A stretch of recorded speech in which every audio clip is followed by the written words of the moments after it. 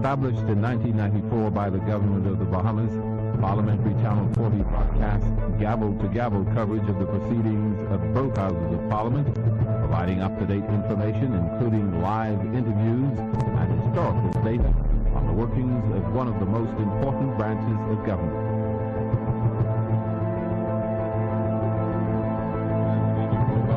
Parliamentary Channel's live coverage of the House of Assembly. Today is expected to be the final day of debate here, 2013-2014 budget. Minister of National Security, the Honorable Dr. Bernard Nottage, the leader of government business in the House, member for Baines and Grantstown, expected to lead off. He'll be followed by Prime Minister Christie, who will wrap up the debate, and then, of course, it's into the heads. We're not sure whether they're going to debate through the lunch hour or whether they're going to break, come back at 3. We'll find that out shortly after 10 o'clock this morning. We also streaming live, as always, livestream.com/ZNS Bahamas. And of course, you can visit us at our website, znsbahamas.com, and we are on Facebook. Last time they met, yesterday, the last two presenters, Deputy Prime Minister Philip Davis, the member for Cat Island, Rumkey, and San Salvador, quite happy actually that his budget, his capital budget, is not going to be given over to 3 projects, as they have been for the last 3-4 years. You're talking about the New Providence Infrastructural Improvement Project, the Gateway Project, and of course the Queen Elizabeth Sports Center redevelopment. He's got some money now to go into the Family Islands. So let's hear some of what Deputy Prime Minister Davis had to say yesterday. During the past fiscal year, Water and Sewage has executed several projects of significance.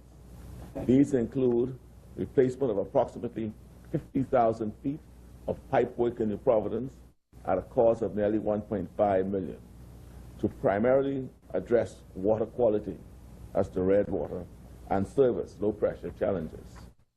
Furthermore, high-efficiency pumps, motors were installed at major New Providence water pumping stations as part of an energy efficiency initiative, and that has again contributed to aiding the cost of producing water. In an effort to protect the environment and groundwater resources, while also achieving increased efficiency in water consumption, a $10 million loan was secured from the National Insurance Board for construction of the wastewater treatment plant at Gladstone Road. To this end, a $7.5 million contract was awarded to a Bahamian joint venture company to design and build the 1 million imperial gallons per day wastewater treatment plant. The plant is expected to be completed in early 2014 and will service Bahamas and neighboring subdivisions. On Monday, the 10th of June, relevant agreements between Water and Sewage and Bahamas were signed for potable water supply to the development, as well as wastewater receipt, treatment, and return for reuse to that development in specified quantities. We expect that in the long term, this wastewater treatment plant will also facilitate enhancement of the levels of revenue intake by the corporation. With reference to the IDB loan agreement, the non-revenue water contractor, Maya Bahamas Limited, completed studies and commenced a pilot project. The execution phase of the contract commenced during January 2013 with targeted reduction of 0.5 MIGD, that's the water, gallons, by December 2013. Maya, in conjunction with Water and Sewage and the Ministry of Education, also recently completed a pilot water conservation awareness program at Oaksview Primary School. This program was comprised of student education on the various means to achieve water efficiency, along with the upgrading of plumbing fixtures at the school to enhance water conservation. It is reported that this program has resulted already in a 20% campus-wide reduction in water consumption. A procurement exercise commenced for public relations activity to improve the corporation's relationships with the public and to strengthen efforts in customer service recovery and retention is undergoing. It's out for bid now, and hopefully that PR exercise will start very soon. The corporation will also shortly launch a procurement exercise to address regulatory reform of the sector, both from an economic standpoint, where IRCA is to assume control of that sector, and from an environmental standpoint, where this is intended to be vested in the Ministry of Environment. An additional initiative that is pending is the award of a contract for wastewater consultant to prepare a master plan for New Providence and to assess the condition of existing sewer infrastructure.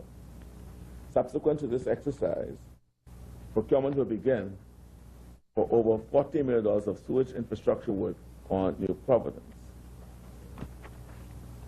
Mr. Speaker, you know, we talk about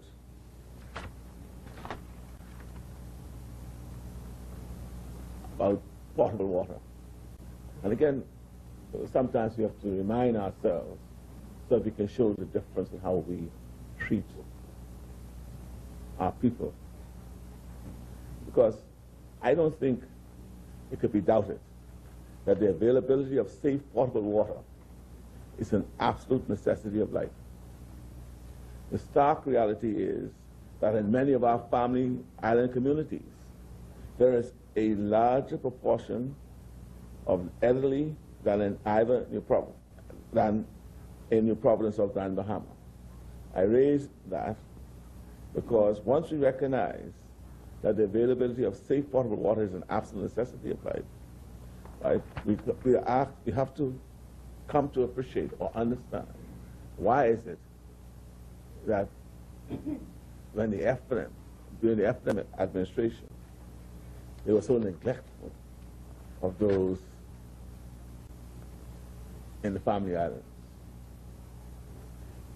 You know, first, I'm grateful to Bradley Roberts, who sat in my chair and who agreed to serve as chairman for the Water and Sewage Corporation. That was done specifically because there was a national water and wastewater framework that was created and developed by the previous administration whilst he was the minister. And so it was fortuitous, and for that I'm appreciative of him to have taken that post.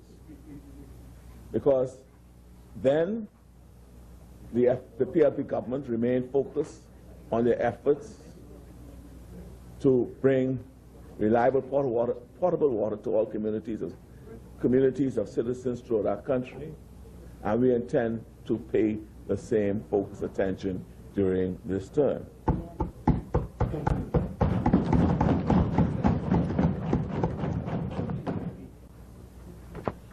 You know, so because between 2000 and 2007, 2002, 2007, while Mr. Roberts was minister, the PLP government developed, as I indicated, a national water and wastewater framework.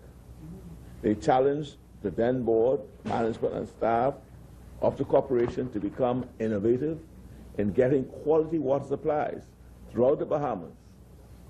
During this period, water plants were built in Abaco, Bimini, Eleuthera, Exuma, Inagua, Long Island, Ragged Island, and San Salvador.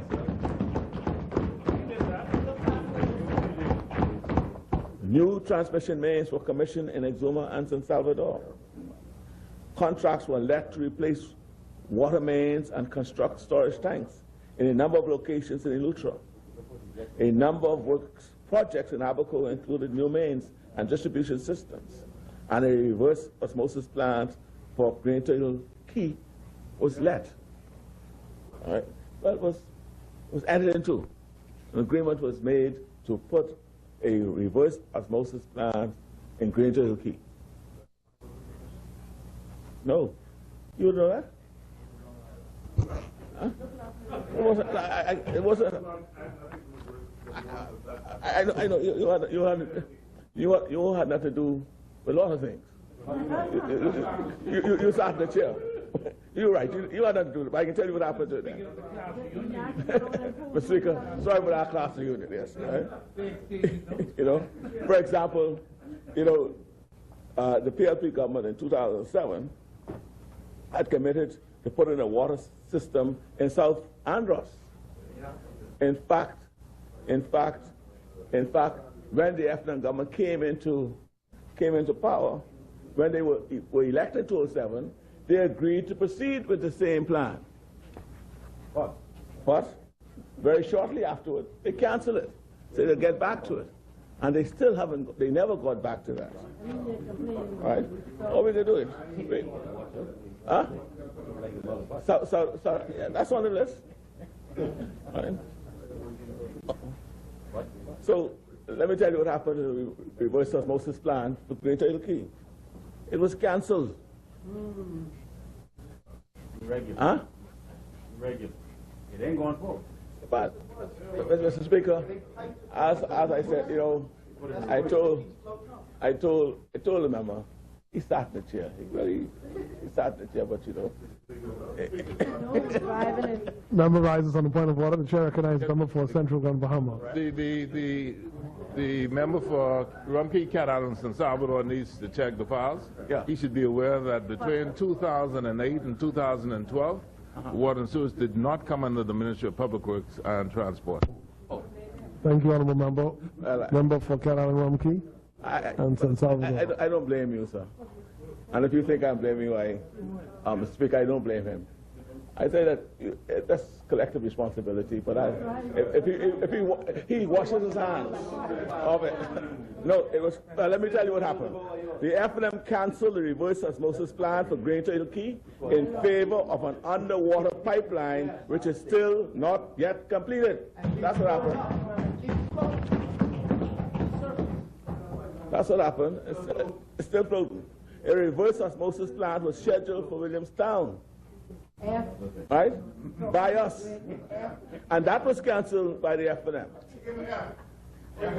This plant is now installed, and very shortly Williamstown will have fresh, clean water from this new system. See, somebody asked about Long Island. Lines laid many years ago by the PLP, but Deadman's Key, Long Island, and Inagua have had to be refurbished at additional cost to make the lines ready for use. But y'all did nothing. Right? Let me tell you what happened. And for a week or so before the elections, they signed a contract. Again? Yeah, another contract saying, let's put this water in Long Island now. Right? I remember that one. Right, they signed it. Right? And you know, one day I'll tell the story about that. I ain't going to tell the story about that one yet. I can hold that one back. But Long Island, water will be coming. Bring the round boys back. Right? Suffice it to say that even though the F&M could not get around to extending the water mains from Grays to Salt Pond and Long Island, the PLP will complete the project and ensure that Salt Pond citizens have access to good, clean, fresh water on a dependable basis at long last. We will deliver, we will fulfill throughout the length and breadth of our island, because we understand the necessity of water. Mr. Speaker, we're going to F on water. The Straw Market Authority is a work in progress. In the past year, the authority spent $1.7 million, including $107,000 in capital works. They achieved $1.15 million in revenue from an accelerated effort to collect arrears from stallholders and attempting to keep their rents current. The government provided a subsidy of $675,000 in the last cycle and plans a subsidy of $400,000 in this new budget. They have achieved improvement in the physical structure and continue to work on making their various locations comfortable for vendors to work and user-friendly for its patrons. Mr. Speaker, we have a great deal of discussion, conversation relative to BEC, Bahamas Electricity Corporation, in the past year. I'm grateful to my chairman, who has been assiduous,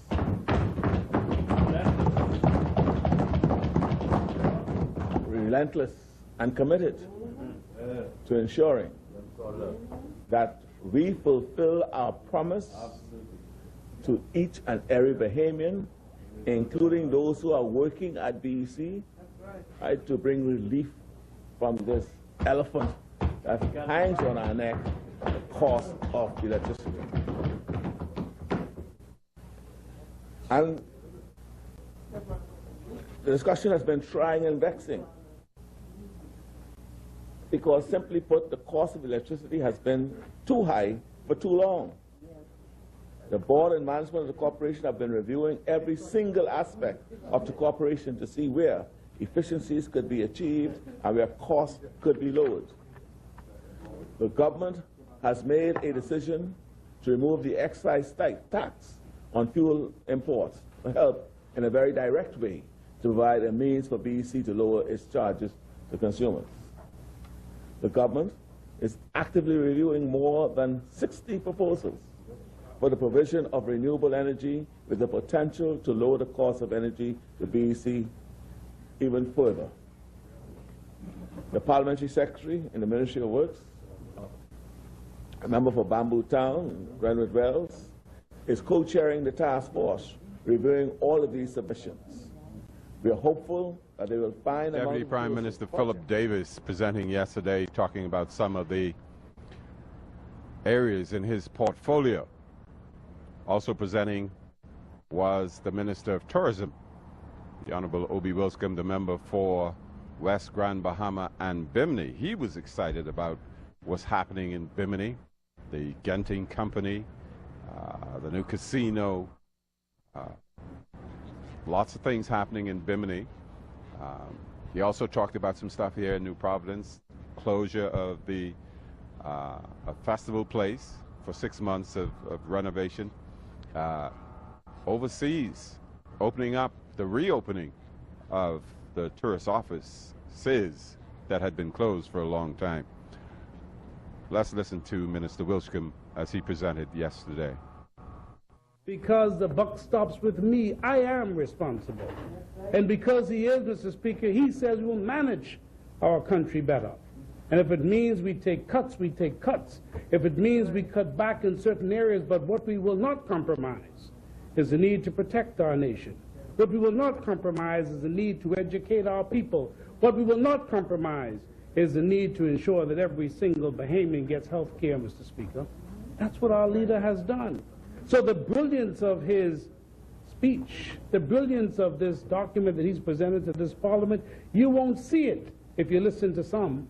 But if you read it carefully, if you understand all that is said, and Sir Lyndon Pinland always told me, you must read behind the lines, on top of the lines, at the bottom of the lines, because that is where the message is, Mr. Speaker.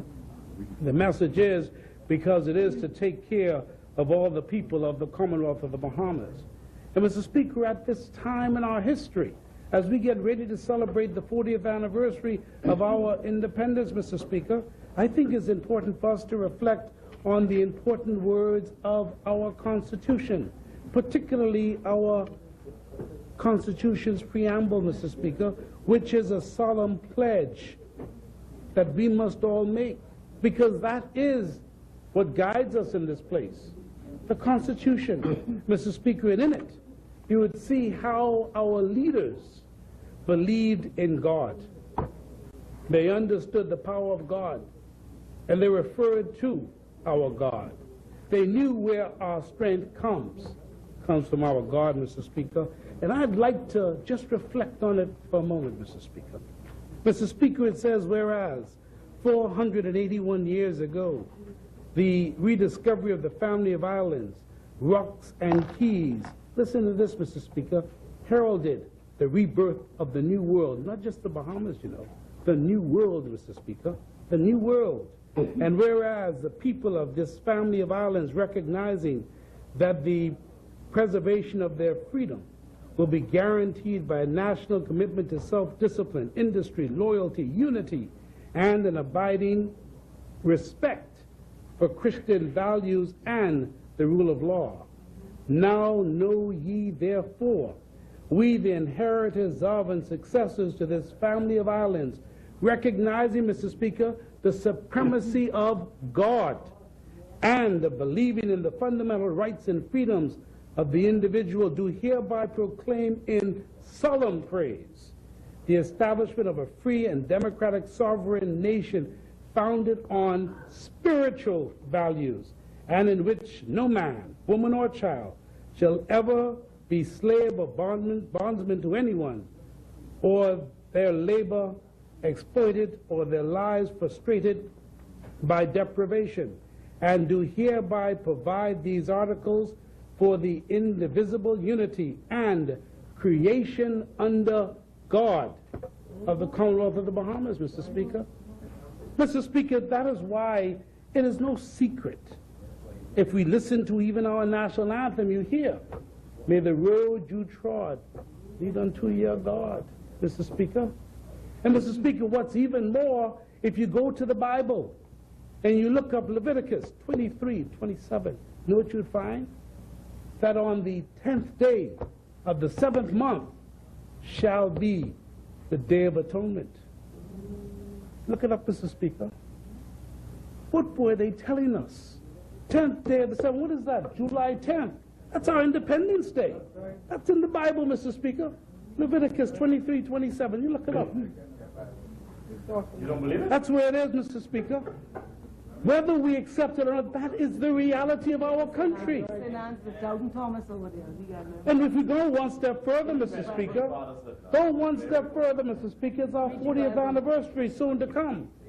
And you go to Deuteronomy chapter number 1, you'd find, Mr. Speaker, it says what Moses told the children. It's time to come out of the mountains and go where? Go to possess your land, Mr. Speaker. Mr. Speaker, what do you think we're doing in this country? Think about it. Think about what our leaders were doing. They were guiding us from day one. And we may have ignored it all. But now it's time for us to appreciate what the words in our Constitution say, what the words in our national anthem say, what it is connected to the July 10th. And in this 40th anniversary, the importance of where we're going. We're going to our land to possess what belongs to us, Mr. Speaker, because we have traveled the rough side of the mountain.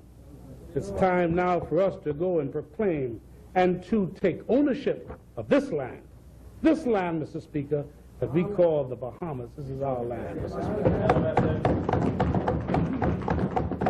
Mr. Speaker, that's why I am so happy today to be here, Mr. Speaker. I'm happy to be a part of this team. I'm happy that at this time in history, I can stand before this Parliament and I could speak in this place. Because there was a time when we couldn't, Mr. Speaker, but yes, we can. And I'm so very pleased that we can. And, Mr. Speaker, young men and young women in this country need to be brought into what we're trying to do. We cannot have a Parliament where we leave the young men and young women out. And it's one thing to run young men and young women for offices in politics, but they must be involved, Mr. Speaker. And, Mr. Speaker, just let me, as I introduce this piece of my speech, to say this. I want to congratulate you. Before you came to this place, you had a program where you mentored young men. You mentored young men, Mr. Speaker, and you were doing something what is so absent in our country today. And then we talk about crime. Mr. Speaker, I want to refer to an article and to a study that I've been taking part in. And it appears today, Mr. Speaker, in the Ebony magazine, but they do have an article that's called The War Within, Mr. Speaker, and it talks about the plight of the young black male in America. And when you read the information, Mr. Speaker, you'd wonder whether they're talking about the Commonwealth of the Bahamas. And you know, someone, I think it was my member of parliament for Montague, my member said in this place last week, he said, are we looking at the root causes? We talking about crime. And it is true. Every time I hear about crime, I hear about the arrest. I hear about the judicial system. But are we seeking to arrest the minds of those individuals before they are led to committing a crime? That's where the real problem is, Mr. Speaker.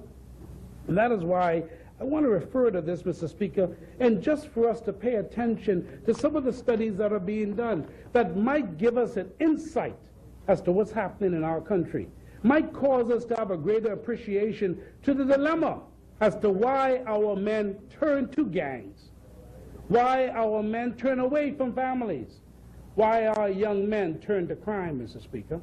And it's done by several of the intellects of America, and it's done because they too face a serious problem.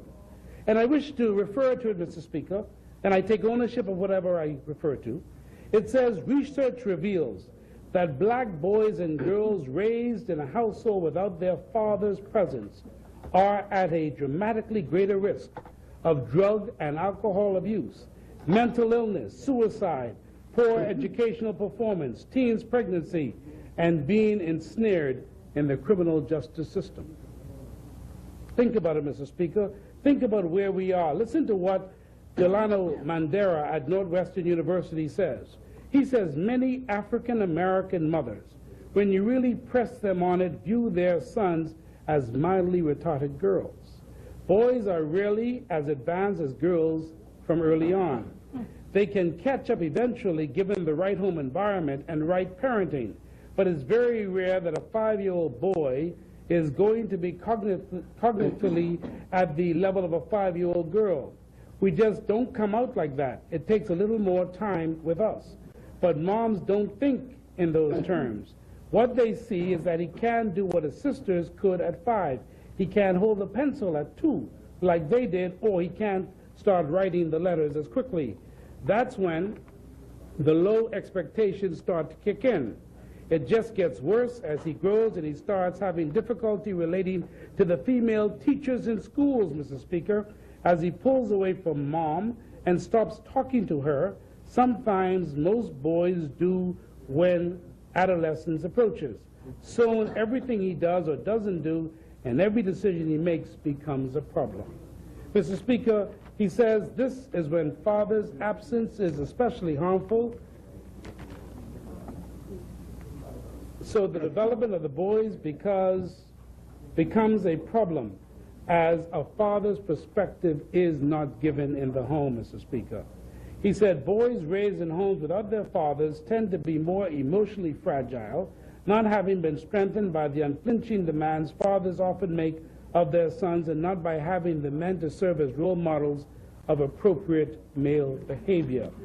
Mothers are keenly aware, and sometimes they say they do not get the love that the mothers would give children or the young child. Howard Stevenson, a clinical psychologist and professor at the University of Pennsylvania, says this: the absence of positive black men in their lives allows our boys to develop what he calls hyper-masculine models of male black manhood, models that surround them on the streets and in popular culture, particularly in rap music. These are one-dimensional caricatures built around physicality, sexuality, and street respect, models that likely are not going to help boys succeed in school and beyond. They wind up constantly trying to prove their manhood, which causes a lot of hurt and pain. They also are quick to perceive challenge to their manhood, quick to feel like they're being disrespected. You can't keep up with that image, he says, so it becomes a very insecure masculinity. He goes on, the bravado is protective up to a point, but it can get in the way when you're with your partner or girlfriend, in sexual situations, or even with your homeboys. It creates an incredible amount of space to fail because no one can keep that up. And then it says, Mr. Speaker, we have to fix these systems to enhance the black boys when they're trying to even become fathers. Because, Mr. Speaker, it says, otherwise they retreat back into their comfort zones. And what is their comfort zones? Their comfort zone is into a subculture, back into the gang, where they feel comfortable, Mr. Speaker, and where they feel loved. Mr. Speaker, you wonder if they have been looking at our society as well. Because I have a view that you are looking at a lot of young boys and young men committing crime. But are they men? They're boys. Well, who's talking to them? Who's meeting with them? They're boys. They aren't men. We're men. We've had experiences. We've had some mentors telling us what to do. And we've been wrong on occasions, too. And we've had to be corrected, Mr. Speaker. But who is talking to the young boy who has the gun in his hand, or who has access, who believes that he must show his masculinity, or as they say, hypermasculinity? Who's talking to them? Mr. Speaker, your experience, and you know, I believe well, sir, that your chair could do well to help us in this mentoring program, sir, with respect. Because I know your program, when you were not in this place, was very effective because you talked to young men. You had them out there. You were talking as a mentor, as a leader. That's what they need. Because, Mr. Speaker, unlike many of my colleagues in here, I sat in Her Majesty's prison for 4 days. And I spoke to some of them, Mr. Speaker, and when you listen to their stories and you see the notes that they sent me, you recognize, Mr. Speaker, that some of them are just lost. They don't know where they are. And yes, they're trying to appease their friends. They're trying to appease their girlfriends. They're trying to have money. They're trying to do things, Mr. Speaker, and so they take some turns they should not take. And are we to say that we've lost them? Are we to say that we have a lost generation? Are we to say that our young black male has no contribution to make? Mr. Speaker, let's be honest. What bothers me in our society is the lack of honesty. Because we do know we have a problem with the black male, but let's ask ourselves a question. Why is it that the white young male is never in trouble? Why is it? They in this country too, you know. They drink liquor too, you know. They smoke some stuff too, you know. Addressing some of the challenges we have in the society today, crime, really, and the problems we have getting our young boys and keeping them straight. Well, again, this morning, we believe this will be the final day of debate here in the House on the budget before it goes over to the Senate. And I want to welcome the listening audience from Radio 1540, the National Voice, Radio 810 in Grand Bahama, and 104.5. And direct you as well to livestream.com/ZNS Bahamas, also ZNSBahamas.com, our website, and we're on Facebook as well. Again, the Minister of National Security, Dr. Bernard Nottage, the leader of government business in the House, is expected to begin his presentation, and he's to be followed by Prime Minister Christie, who will wrap it up. So let's join members of the House now as they prepare for this morning's session. Paul's letter to Timothy.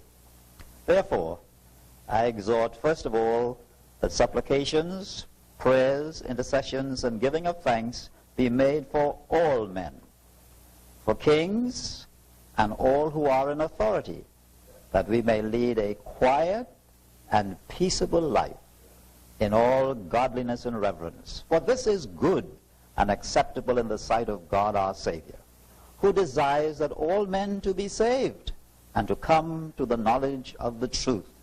For there is one God and one mediator between God and men, the man Christ Jesus, who gave himself a ransom for all, to be testified in due time.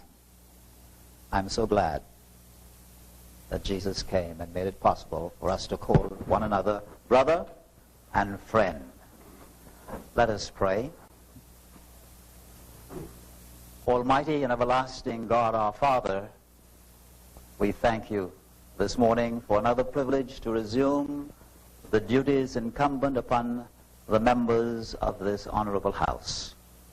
We ask for your guidance, for your wisdom, for patience and understanding, for tolerance, for clarity of speech, freedom of expression, and that the will of the Lord be done here today. Bless our Governor General and our Prime Minister, and all those who are in authority over us in this Commonwealth. Direct our speaker with special wisdom as he deals with what we hope to be the conclusion of this matter. We ask that thy grace will sustain this country. And remember those, dear Lord, who are still waiting for BEC to give them a little light. We pray that somehow all of us will work together to ease their discomfort. And especially during these long, hot summer days, may our children find peace, and may they find comfort in being out of school. We graciously ask, O Lord, that you will do for us more than we can ask in this morning's prayer, since we humbly beg it all in the name of him who taught us when we pray to say together, Our Father, who art in heaven, hallowed be thy name, thy kingdom come, thy will be done on earth as it is in heaven. Give us this day our daily bread, and forgive us our trespasses, as we forgive those who trespass against us. And lead us not into temptation, but deliver us from evil. For thine is the kingdom, the power, and the glory, forever and ever. Amen. Have a good day.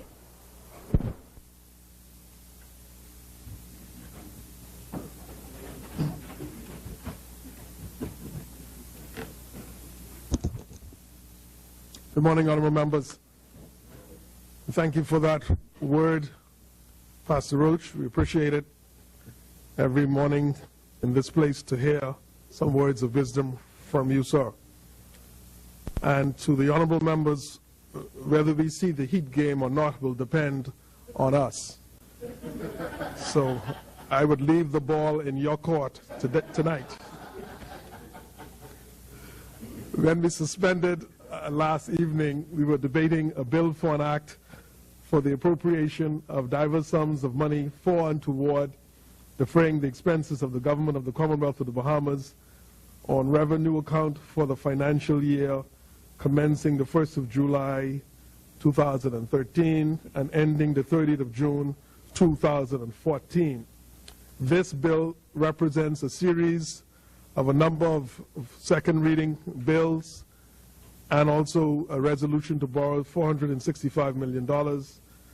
And we are near the closing contributions of honorable members. I believe the honorable member for Baines and Grandstowns is prepared to make his presentation today. The chair will recognize him at this time. The chair recognizes the honorable member for Baines and Grandstown. Thank you, Mr. Speaker. On the heat tonight. It's going to be in here.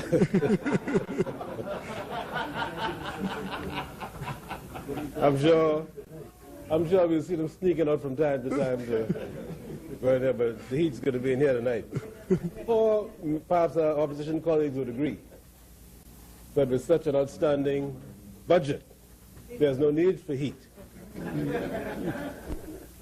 Mr. Leader of the Opposition, I was looking at you when I was speaking. I don't want you to pretend that you don't hear me. Mr. Speaker, this is me. What do I mean? On the 29th of May, when the budget was being presented in this place by the Honorable Prime Minister, I was off the island. I had gone to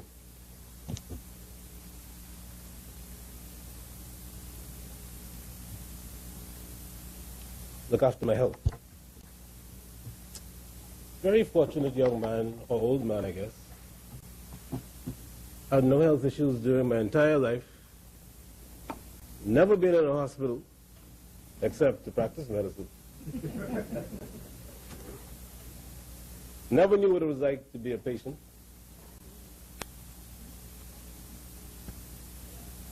And while the Prime Minister presented his budget, I was lying on my back for the first time in many years.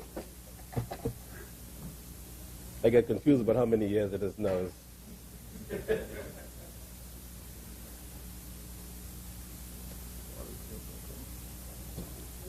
God awesome God.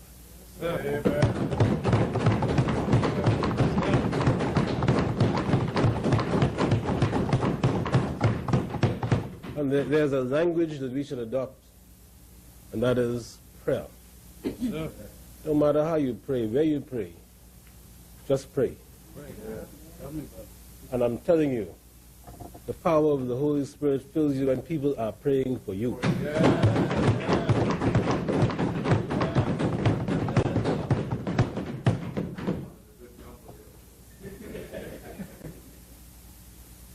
I'm telling you. There's something else I learned, Mr. Speaker. And I want to recommend this thought to my colleagues who sit on both sides of the House. That is this. If you are poor, you can die just because you fall sick.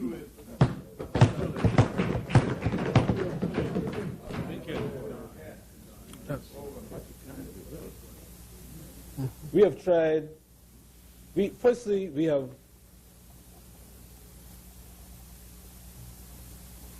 for many years been satisfied with this dual system of health care we have in this country, where you can get free health care at the government institutions. It ain't free, really, because you pay indirectly, but you don't have to come up with out-of-pocket expenses. But if by chance the health care you need is anything out of the ordinary, no, it doesn't have to be extraordinary, just out of the ordinary, then the risk begins to multiply.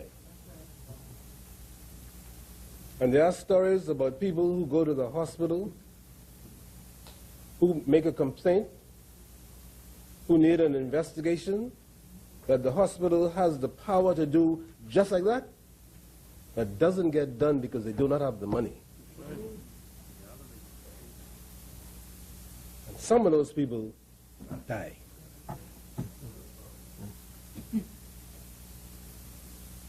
Mr. Leader of the opposition, we have to fix it. Only us can fix it.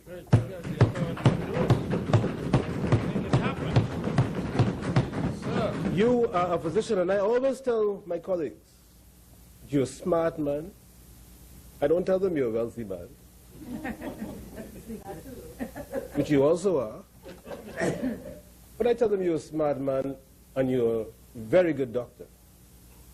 And you know of what I'm speaking. We have to fix it. You can't sit in here as leader of the opposition and divorce your politics from what you know in your heart is needed.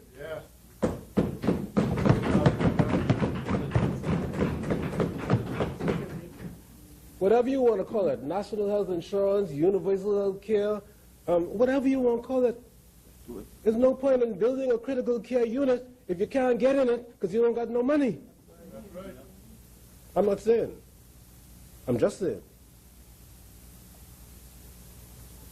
Colleagues,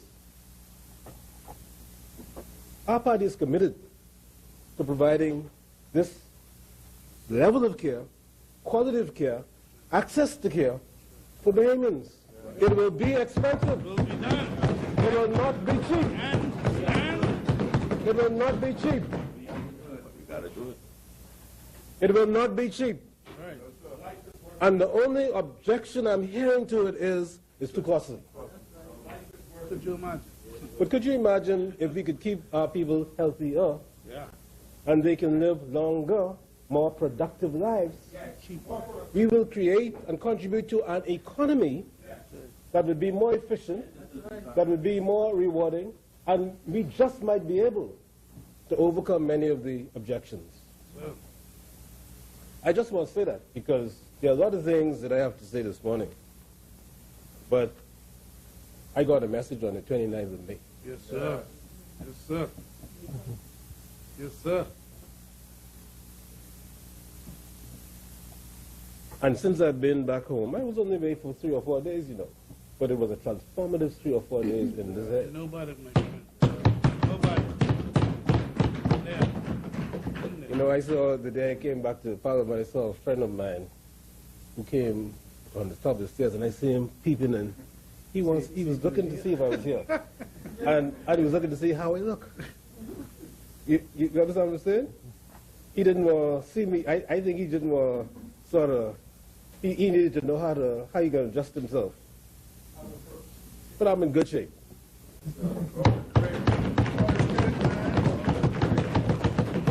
And I didn't know I wasn't in good shape until I went, and then when I came back, I felt so much different and so much better that I realized what was going on was going on. So I want to thank all of my friends. I want to thank my constituents. I want to thank members of Parliament who took the time to send me an email. One or two called me to see, hey, BJ, that's you? To see if I was with the Holy Angels. I want to thank all of them, my colleagues in the ministry, and all my well-wishers for the encouragement, for the inspiration, for the prayers. And I recommit myself to the duty that is due to the people of my constituency, Ben and Gunstown, whom I love, and who I feel most of the time love me, especially if I could help them get a job. Mr. Speaker. And so here we are today, budget debate.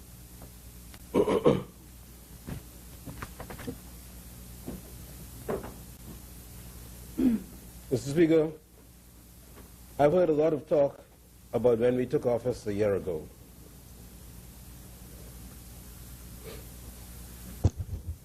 But when we took office a year ago, we did meet crime at an all-time high and spiraling out of control.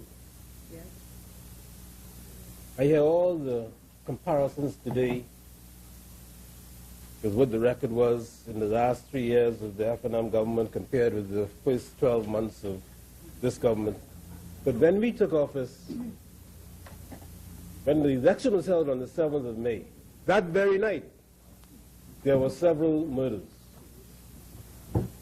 And I guess those who were in charge up until 6 or 7 or 9 o'clock that night washed their hands of everything that happened since then. But we met crime at an all-time high and spiraling out of control. We had become acutely aware of the magnitude to which criminal behavior had permeated the country. And we set out immediately to pursue our vision and goal for national security, as detailed in the National Crime Agenda in our platform, A Charter for Governance, which focuses on effective crime prevention, effective crime detection, effective crime prosecution, and effective rehabilitation. We realized then, indeed we realized long before taking office in May,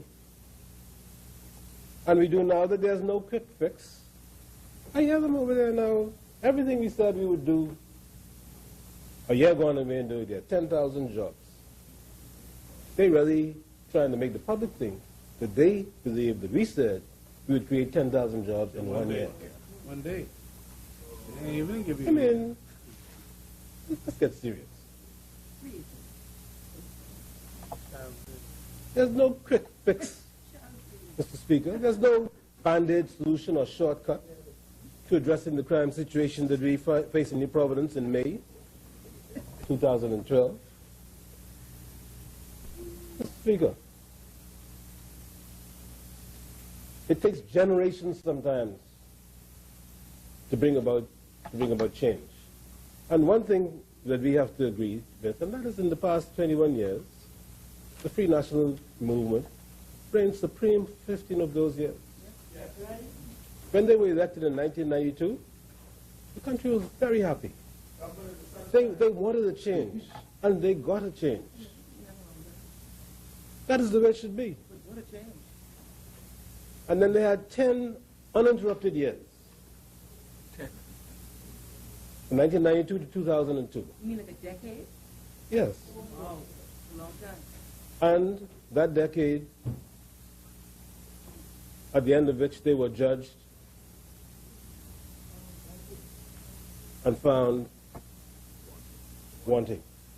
So the people changed for 5 years, and after 5 years, they decided to go back to the Free National Movement, who reigned supreme for another 5 years. And what I find so funny, is when I sat over there, I think I used to sit in the same chair that the member for Central Grand Bahamas is sitting in. And they were over here in those last 5 years, when my friend, the leader of the opposition, was the Minister of Health. They rained blows on us every time we came to Parliament. And for 5 years, they blamed the PLP government, the Christie PLP government, for everything. For 5 years, every single day in here. The last moment. They were so pompous, Mr. Speaker, that when we wanted to debate something and they didn't like what we were saying, they would call for a vote. They shut down the parliament. They shut down Parliament. I had a Public Accounts Committee report I wanted to make. Took a month. Every time it came to select committee reports, they suspended Parliament. And now I hear them come here, sitting over there, blaming us still for what happened during that time. You only got one script, you know. You got one script. I don't blame St. Anne's. No, St. Anne's keep a distance in that gap there. He making sure there's a distance. I don't even blame North Lustra. Well, St. Anne's should know better because he's a seasoned man. Senior. But he's a young politician. East Grand Bahama, you can't blame him. East Grand Bahama? I don't blame him. He's trying, the two of them, they try and hard.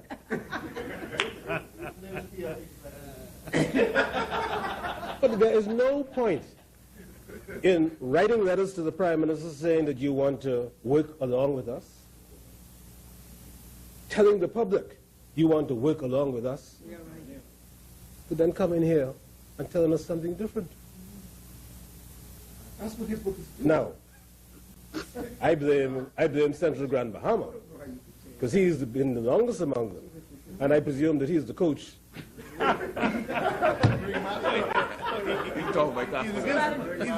a good sports manager. He's a good sports manager now. He's the best. Well, your classmate. Long Island, I can leave her alone right now. Yeah.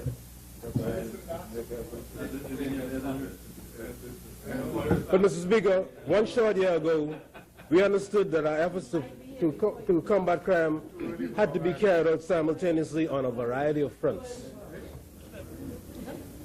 In seeking to arrest the evil forces of crime that sought to erode and destroy our Bahamas, we had to take the whole systems approach and involve all of the stakeholders of the country, Mr. Speaker. We were optimistic that we would deliver on our promises as outlined in the National Crime Agenda, even in this obscure and abject atmosphere in which we had to operate. We were optimistic that what we were experiencing could only be turned the dark cloud before the silver lining, and that from where we stood, we could see the light at the end of the tunnel. Mr. Speaker, our approach to dealing with crime and criminal behavior in the Bahamas is therefore had to be strategic, innovative, multifaceted, and focused first and foremost on effective crime prevention, as it was evident that an emphasis on prevention would, over the long term, deliver the greatest benefits to all of our people and would be sustainable. So, Mr. Speaker, we are therefore moving forward assiduously towards pursuing crime prevention programs that are directed at the very young and start at the very early educational stage and continuing on to primary school. These programs would be geared towards inculcating at a tender age positive and fulfilling values that deal with concepts, beliefs, and attitudes such as right and wrong, good and bad behaviors, cleanliness, discipline, and respect for the property of others. Some people ask, what does that have to do with crime? The answer is it has a lot. And Mr. Speaker, with the Minister of Education, we are being convened along with by the Prime Minister to look at this very important area, because the truth of the matter is that we have some very difficult problems in our country, and the most difficult of all at a juvenile level is what has developed in our country: fatherless children. Fatherless children. And Mr. Speaker, I want to invite every member of Parliament to join me in a fight to give every Bahamian child a father.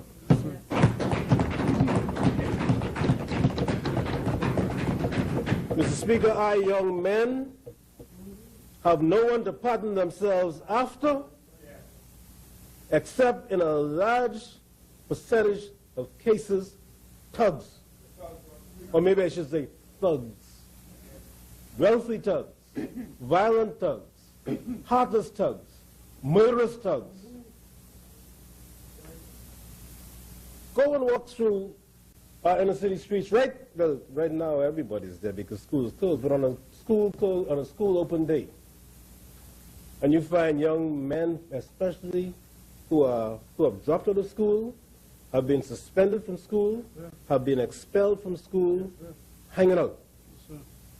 And I reconfirm my view that no teacher, principal, educational administrator has the right to put our children on the road, out of school, unsupervised.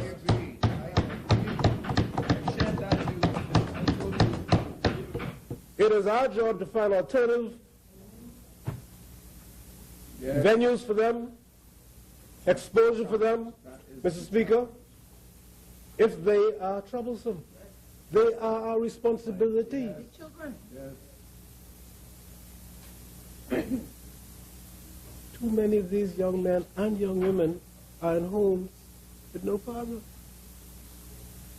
Some of them are visiting fathers or visiting men, and some of them have no access to men at all. And so what happens? I could call some streets where the fellows go, and these same young people who are expelled from school can't eat, so they get where do they get something to eat? Ain't got no money for clothes. Where do they get it? They get it from the thugs.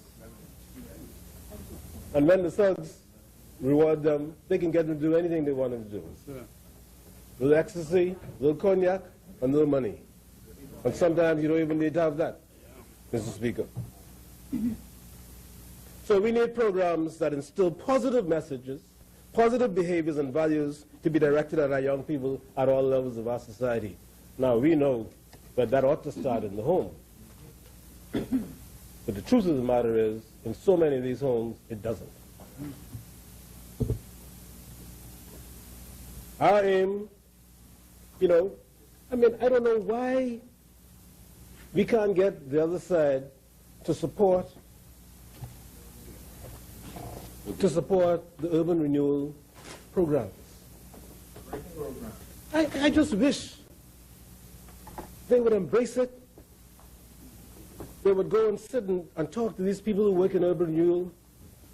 They would do the walkabouts with them. They would see what they see. They would see how our elderly are living, sometimes abandoned.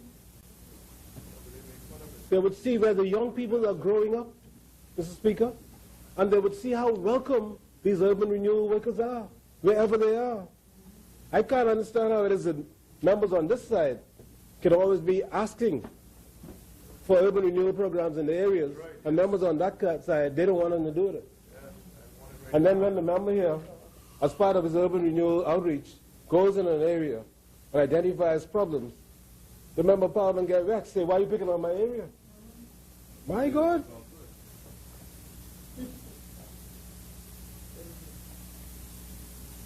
Our aim is to have that program replicated and augmented by other community-level programs carried out by the private sector, non-government organizations, the churches, civic organizations, after-school and community groups, Mr. Speaker.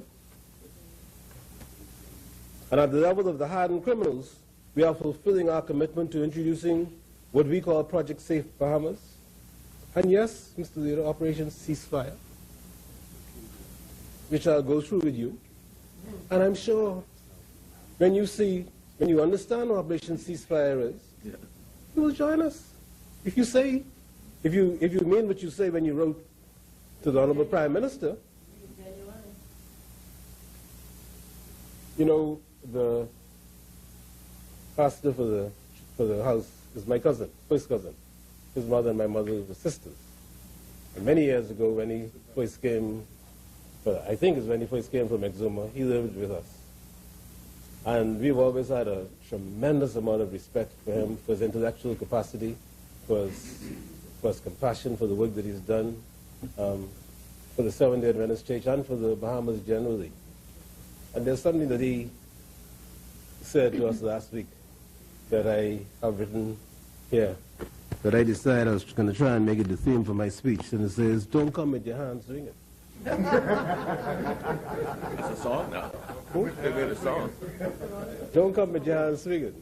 Veronica made a song of that, man. So my thing is, if we're going to work together,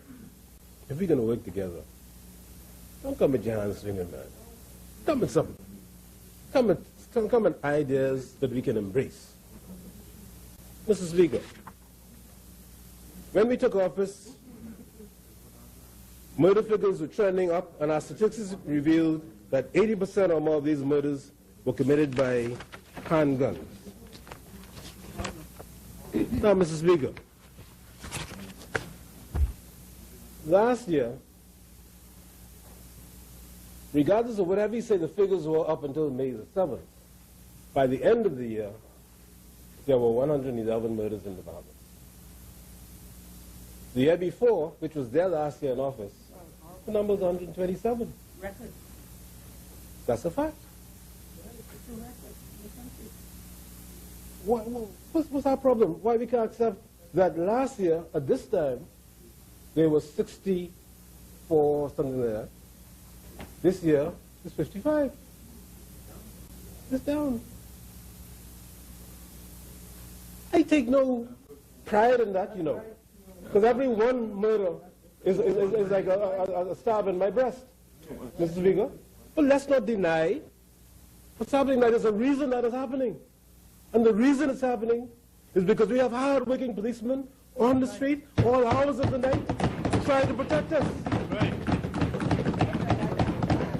The reason it is happening is because we allow the Commissioner of Police to do his work. We have policies, and we ask him to carry out our policies. But he's a policeman. He has his plan. In fact, they made the commissioners create a police plan annually. That was their policy. Good policy. And then you can evaluate him at the end of the year. How has he performed in relation to what he said he would do? That's their policy. So when the man gives you the figures now, you can say, you don't believe him. Why? You don't got no reason. You just don't believe him. Come on, man. Don't come to your hands swinging. This time, they're swinging like that now, is it? No, like this.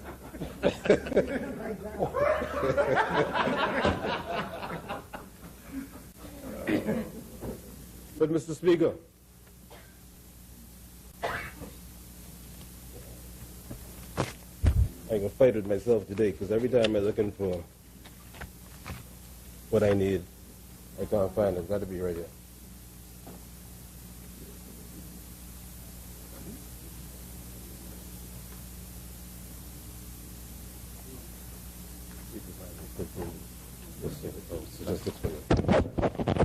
But, Mr. Speaker, 80% or more of these murders are being committed by illegal handguns. Now, let me show you something.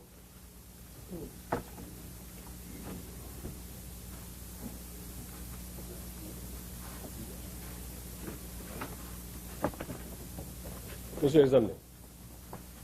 This is an AK-47. Okay? The top one? The top one. That looks deadly? Yeah. That's deadly. That was taken off the streets of New Providence.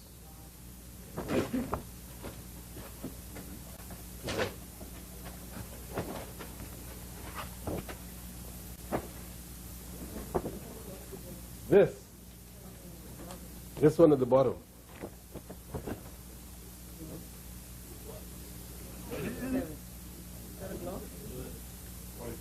That's a 45 Ingram MK-10 submachine gun.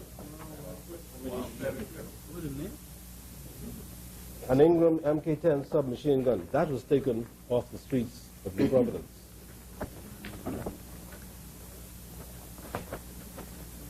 This is a Ruger pistol. This thing here is it holds the bullets. They got about 30 rounds or so that they could shoot. When they start shooting, Jack. Semi.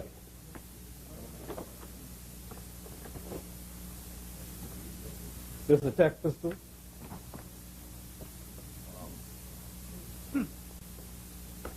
The reason I'm showing you these right now is because these have been taken off the streets of New Providence. Now you tell me what we doing with these.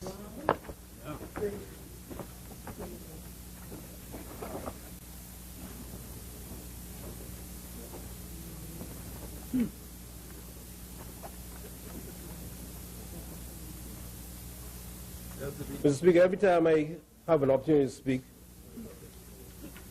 I have petitioned the Commissioner and his officers to do more and to seek to determine how these weapons of death are entering our country.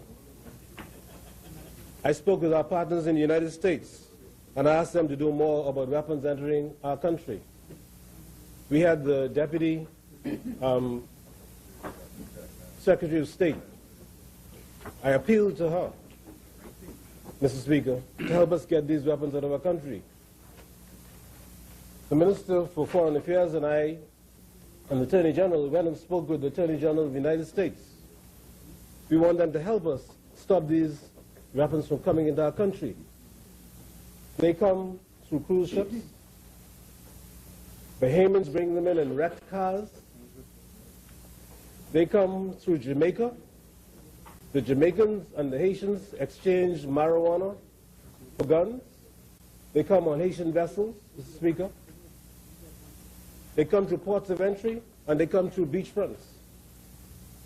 Well, that's a problem that we have. We have to work together on that. Mr. Speaker, if you stop a white Honda, a silver Honda, any Honda with 3 fellas in it, you know what you'll find in it, apart from the 3 fellas?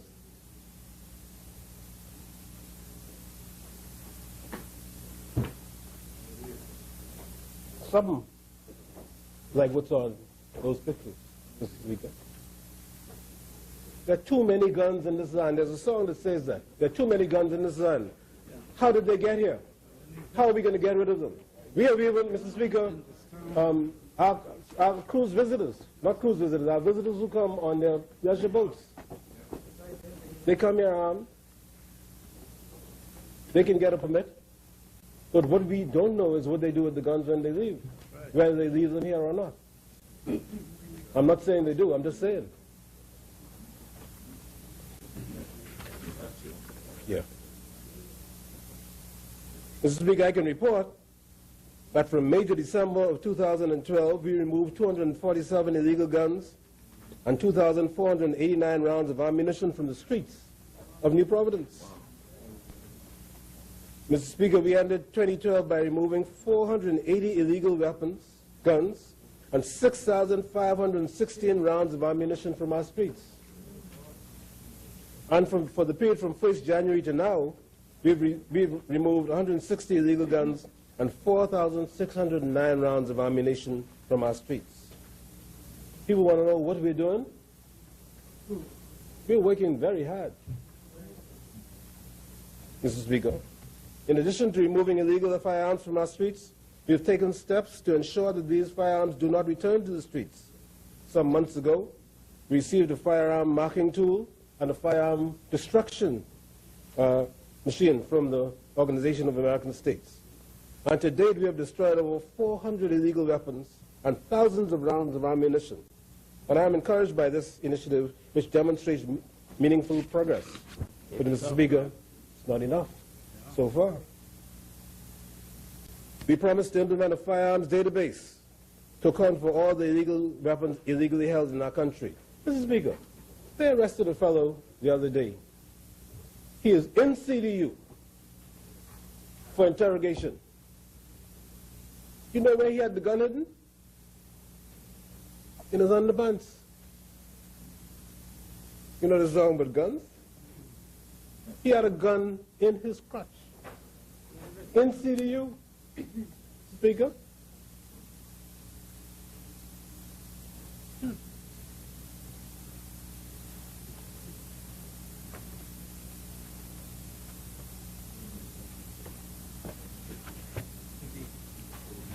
I'm pleased, Mr. Speaker, to say that the government of the U.S. fully funded the acquisition of a firearms database, and we offer thanks to them for it. But, Mr. Speaker, we have a problem, and we have to deal with it. Now, I ask the members of the opposition, would they agree, Mr. Speaker, that maybe the time has come for us to have a firearms amnesty? 1 week, 1 month, 3 months, and ask for guns to be turned in, Mr. Speaker, without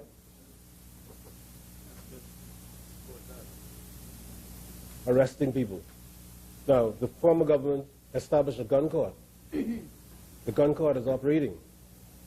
The former government increased the fine, increased the jail term for persons found in possession of illegal guns. There's a big argument about whether amnesties work. But the question is, every society is different, and are they prepared to support us in a firearms amnesty?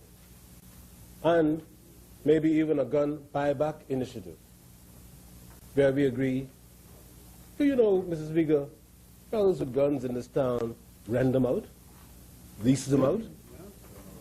Fellow through Two Shop Corner having an argument, he get vexed, he go through Peter Street,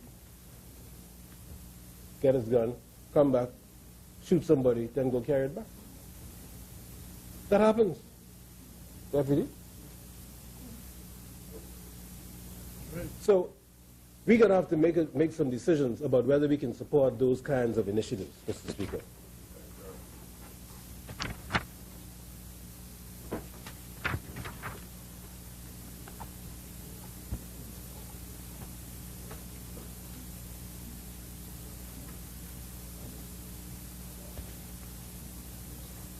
Mr. Speaker, I'm pleased to inform Parliament that we enjoy a healthy relationship with international law enforcement partners in the U.S., Canada, and Europe, and the Caribbean region, who have fully cooperated with us. And as a result of our interventions earlier this year and the end of last year, the United States government has now assigned a special agent with the Alcohol, Tobacco, and Firearms Field Office in Florida, who specifically serves the Bahamas and many of the larger islands in the Caribbean.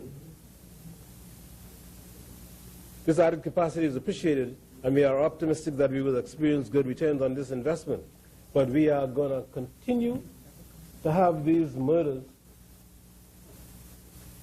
as long as we are unable to deal with these young men on the one hand, and we'll come to the anger and all the frustrations that they have, the unemployment, etc., on the one hand, Mr. Speaker, and the guns coming into this country on the other hand.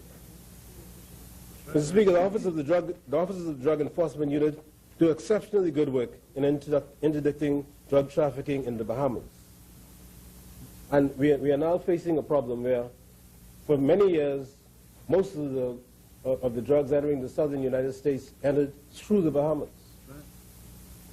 As a result of Operation Outback, that was shifted through Central America, through Mexico, and we have had something of a holiday over the last several years. Now they are pushing back. Mexico is being closed off, and so all of a sudden now we are beginning to experience, the same thing that we thought we had been rid of. Because one thing that these people who smuggle drugs have, this is big transnational crime. They have money, M-O-N-E-Y, and plenty of it, Mr. Speaker. And technology. But our drug enforcement unit does good work. And they have targeted the finances of drug trafficking and organized crime groups. For the year to date, over $2 million have been confiscated by the DEU, along with aerial and maritime assets. This type of enforcement activity serves to weaken drug trafficking and organized crime groups, and we enjoy diverse strategies to dismantle their operations. We are building capacity in the DEU, and our resolve is firm and decisive. We will not allow major drug trafficking and organized crime groups to gain a foothold in our country anymore. We will not allow it, Mr. Speaker. We are not going to allow it. But for us to achieve it, we have to be together, Mr. Speaker, united on this matter.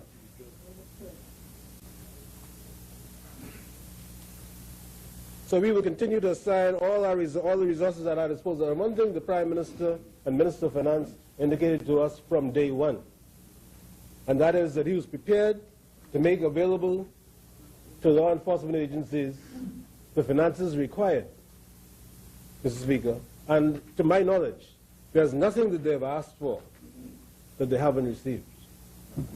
And so to that extent, Mr. Speaker, we always have to be looking at the policies that are being followed. Because if the resources are available, we expect results. Mr. Speaker, we are also grateful for the continued support of the United States through CBSI funding initiatives and ongoing OBAT missions. I hasten to note the recent commissioning of a state-of-the-art aircraft hangar in Great Inagua, which was fully funded by the U.S. government. This strategic commissioning is a quantum leap in the right direction, and is a clear indication of the government of the Bahamas and the United States of America fighting the scourge of drug trafficking. As I said earlier, I have informed this Parliament every time I speak that major crime figures are down over crime figures for the corresponding reports, Mr. Speaker, for the corresponding periods of 2012. This is borne out by hard facts. The comparisons we make are against the same categories of major crimes as have been recorded in the Bahamas for a period of well over 30 years. In essence, we have compared apples with apples for the period I have just mentioned, Mr. Speaker. And I lay on the floor of the House the national reported crimes, all Bahamas, for January 1st to June 11, 2013, Mr. Speaker.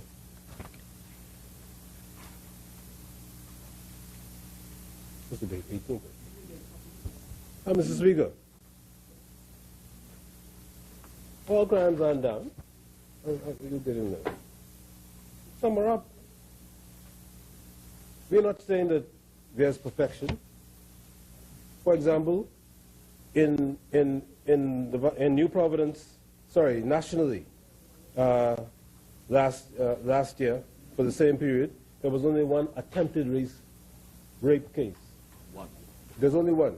This year, there are 13 attempted rape cases. Well, that's not good.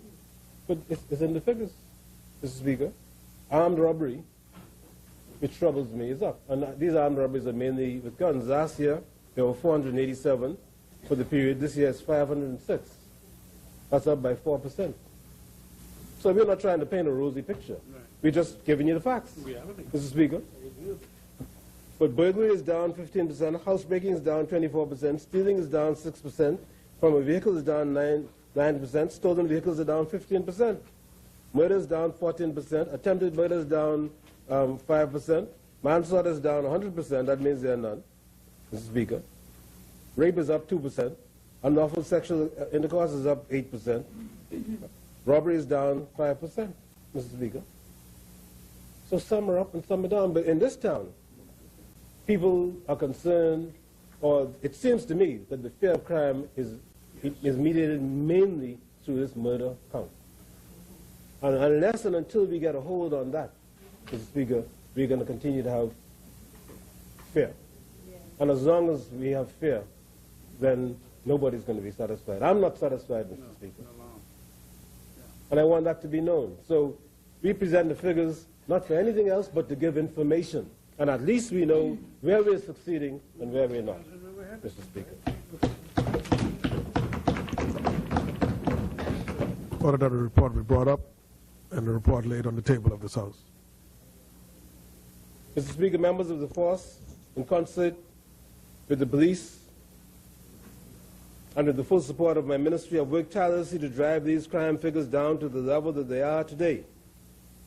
They are to be commended for employing the initiatives which we have introduced along with their own. Urban Renewal 2.0, intelligence-led policing, saturation patrols. I see somebody said yesterday they don't know what the saturation patrols is. I can tell them in a little while. Community-based policing and sundry operations, some of which have paid good results. Based on our stewardship, Mr. Speaker, and our good performance, the United States, through CBSI, recently delivered to us a state-of-the-art SafeBoat interceptor to assist in the ongoing fight against drug traffickers. This asset is worth over $600,000 and is strategically deployed by the force to interdict traffickers attempting to ply their cargo in the northern Bahamas. I am pleased to report that in the first few weeks of deployment of this maritime asset, the police crew, working in tandem with U.S. officials as part of OBBAT, successfully intercepted a vessel off Grand Bahama and arrested a number of illegal migrants in addition to recovering 80 pounds of marijuana. And I anticipate more successful operations by this maritime asset. Mr. Speaker, as I indicated before, I am always disappointed when persons on the other side seek to mislead the House by making statements about what we are not doing to fight crime. They are aware that my ministry exacts a very high standard from the Royal Bahamas Police Force. My colleagues on the other side are the ones who implemented such exacting standards to be followed by the Commissioner by requiring him to produce a policing plan at the beginning of each year, setting out the arrangements for policing our Commonwealth. I applaud them for this good initiative, Mr. Speaker. Only I am amazed that they now seek to ignore what they created. In January of this year, the Commissioner of Police launched his plan, which guides the work of the various divisions, departments, and sections of the force to ensure that resources are deployed for maximum efficiency and effectiveness. This plan has clearly set out 7 strategic priorities: tackling crime, reducing violence and driving down the fear of crime, positively engaging our young people, enforcing the rules of the road, protecting our borders, professionalizing the service, and better fiscal management. The Commissioner receives daily, weekly, and monthly reports which serve to inform how well officers are fulfilling the requirements of the plan. And I am very pleased to note that the initiatives set out in our Charter for Governance are incorporated in his policing plan.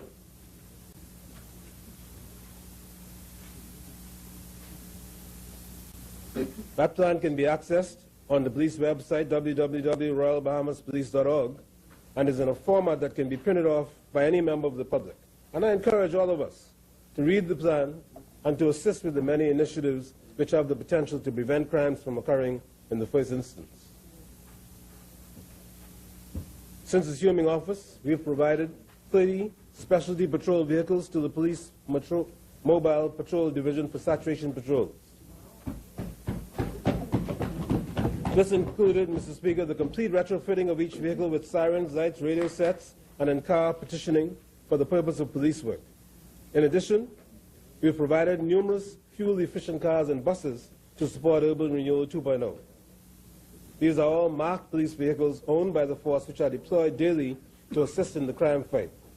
In addition, we have recently acquired 5 specially designed heavy-duty fire trucks for the fire services in New Providence and Grand Bahama. Now, where are my fire trucks? Where are my fire trucks? I want you to find my fire trucks because I want to show East Grand Bahama. You got them. You got your fire truck. Okay.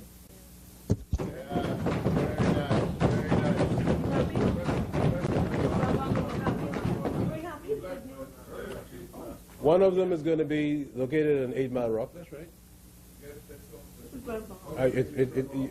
You should check. It may be there. You should check and talk to me after lunch.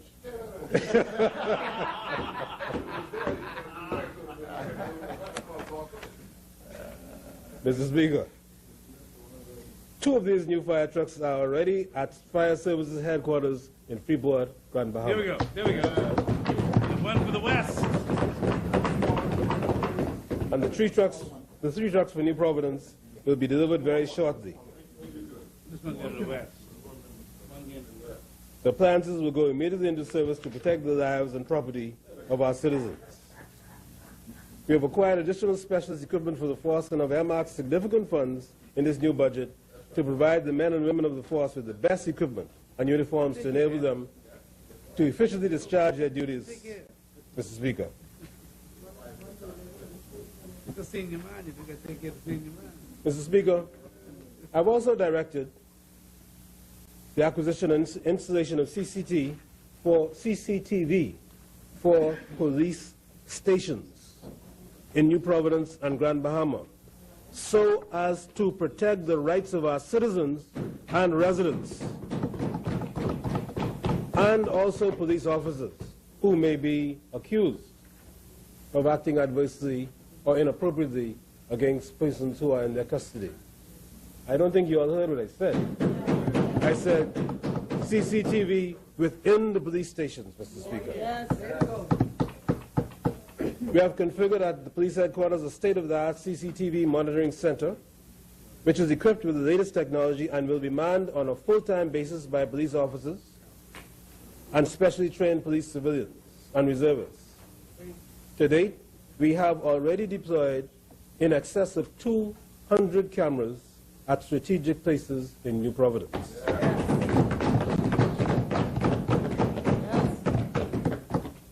And Mr. Speaker, they give you high def, the best pictures that you want to see.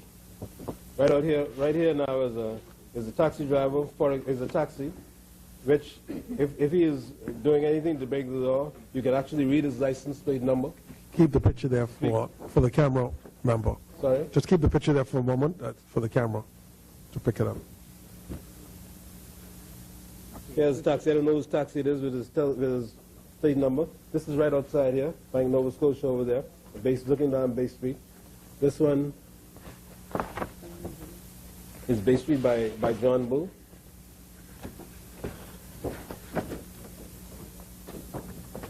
Sherman, Union Village, Potter's Key, exit, Nassau Village.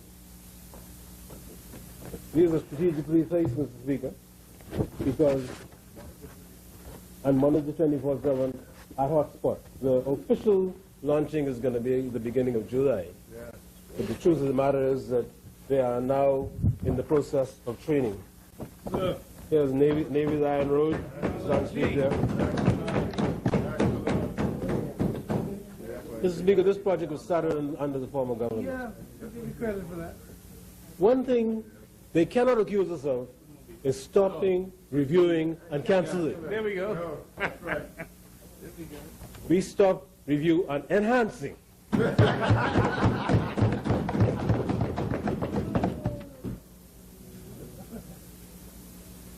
So as I indicated, many of these cameras are mounted in downtown core to protect the vital tourism industry. But Mr. Speaker, I want to salute the leader of the opposition, who on his own has installed CCTV in certain parts of his constituency. And it's something that I recommend to persons who may have no other project that they want to give their constituency allowance to. They can do some things like that, particularly in their areas. Myself, people who have these hotspot areas, they can use some of their funds to put cameras at strategic points, Mr. Speaker.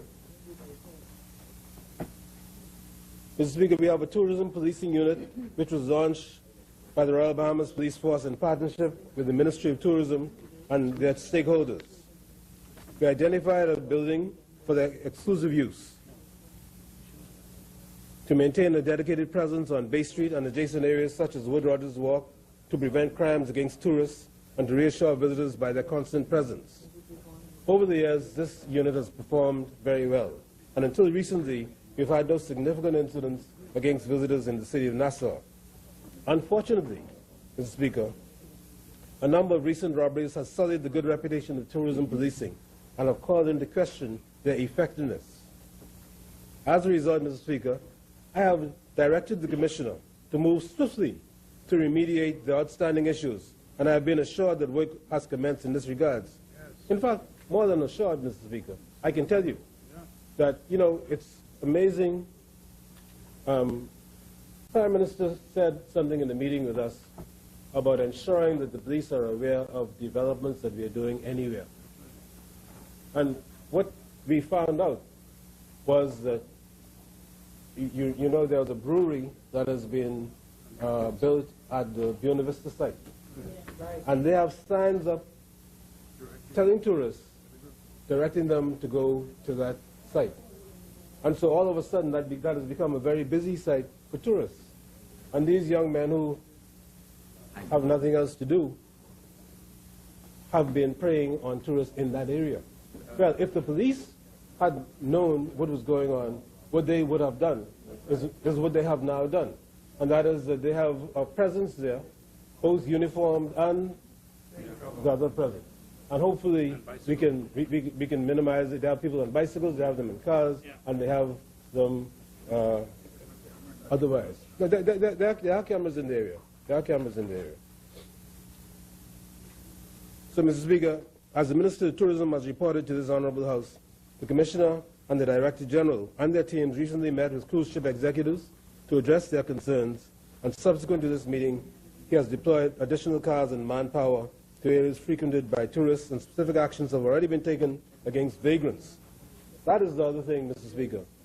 Downtown New Providence, Bay Street, has become a place for loitering and hanging out and drinking and living, Mr. Speaker.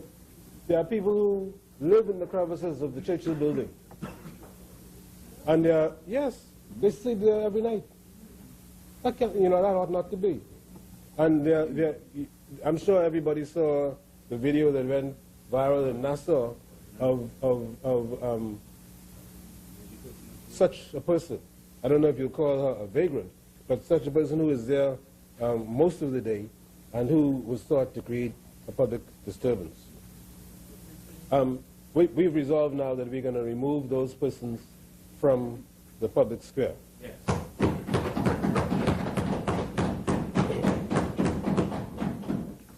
And I wish to be able to report that absolutely no crimes are committed in our city center soon. Now, Mr. Speaker, with the upsurge in crime recently, I have made a decision to direct the Defense Force to deploy between 100 and 150 men to assist the Royal Bahamas Police Force to maintain law and order in New Providence.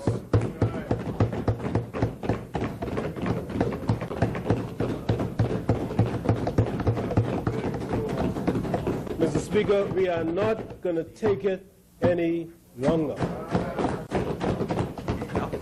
I need the support of the opposition to enable us, without controversy, to enable the police commissioner and the commander, the commodore of the Defense Force, to work together to determine how the one can assist the other to maintain the level of citizen safety that we need in our communities.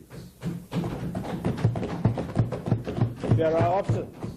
There are options. For example, there are a number of duties that policemen do, sentry duties, which they can be released to do police work, and those sentry duties can be done by Defense Force officers. That's one option. They can participate with police officers in the mobile patrols. A police officer and a Defense Force officer, increasing the manpower available for that kind of work. Or they can do specialized duties like fire services and release officers from the fire service to do police work.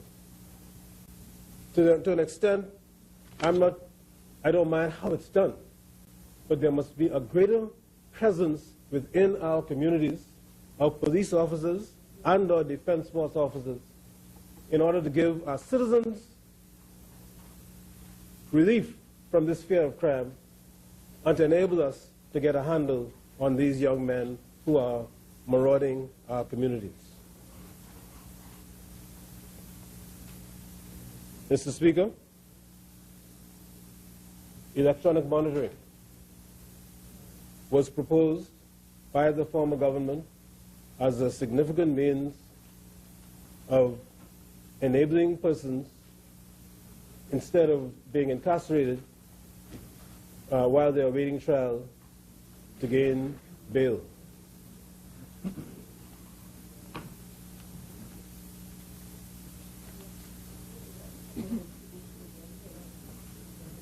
The problem that we have encountered, however, is that in spite of the fact that there are hundreds of young men who wear these bracelets or ankle bracelets to monitor them,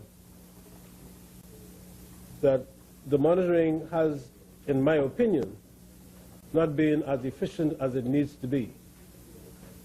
And so we have had people who have worked out ways, Mr. Speaker, to interfere with the transmission of signals from the monitors using foil paper. Mr. Speaker, there are people who have tampered with the monitors and tried to get them off, and some have succeeded, Mr. Speaker.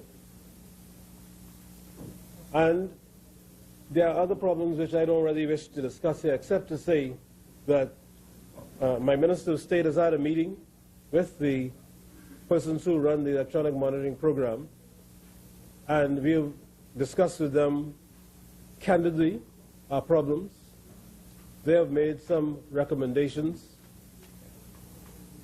and which will be under consideration. But I have indicated to the Commissioner that I need to have policemen in the monitoring center to be able to respond to issues when they arise, Mr. Speaker. This is not to say that those who are running the system don't know what they're doing. That's not my concern. My concern is about getting an immediate response from veteran police officers. For example, there's no point in having a bracelet on if you can go anywhere you like, any hour of the night, and there not be a consequence. For example, if a person wearing a bracelet lives through, and be careful now. The two top No. Yeah, through East Street where I'm from. And 2 o'clock in the morning. in Camperdown. They're in Camperdown. You wonder what they're doing there. We think that when the magistrates or the judges put a bracelet on somebody who's on bail, what they should do is limit them in terms of the time they can be away from their place of abode and the geographical area in which they can be. Otherwise, it means nothing, because we have had cases that have occurred. We've had many examples, Mr. Speaker, of people who have been committing crimes with this ankle bracelet on, and the crime not being detected, and the monitoring, therefore, not serving the purpose, or one of the purposes for which it was intended. I don't want to go any further with that, except to say that it is an issue. We've brought it up. Those who are running the program have made some good recommendations, which we intend to follow, but there are also some things that we want to add to that. Mr. Speaker, we want to improve the efficiency of response to scenes of crime by anti-traffic accidents by the police and by the ambulance services. Because one of the physicians have indicated to us, for example, that we might have more murders if it wasn't for the expertise of our medical personnel, for people who might get stabbed or shot, etc. So what that tells us, though, is that the longer it takes for attendance to somebody who's received a potentially deadly injury, the more likely it is that that person will in fact die. And it's possible if our response times were better that we could save a lot of these lives.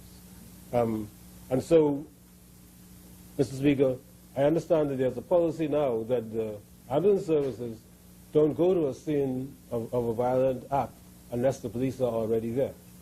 And I understand why that might be the policy. But I also understand that that might have adverse consequences, so we have to try to deal with those response times. Mr. Speaker, there's a lot of crime associated with gold,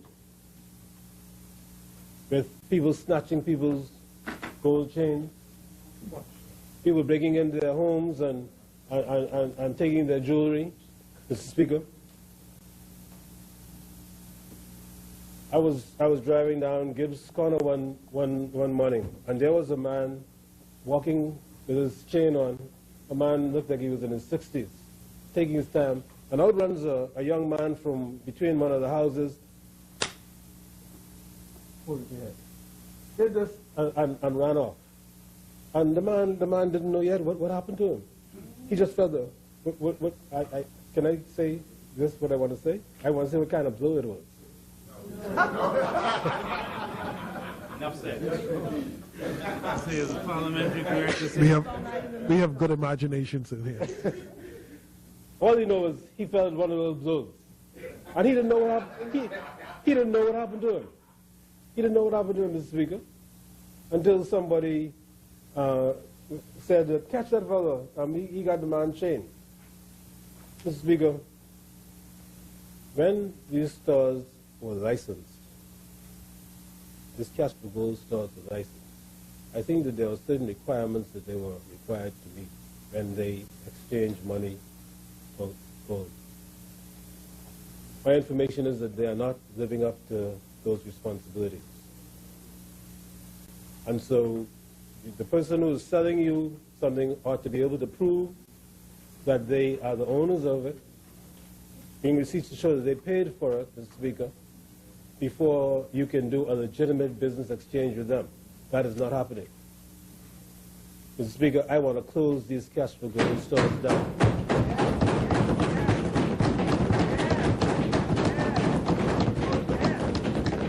I want to close these cash for gold stores down, and I want the agreement of the opposition.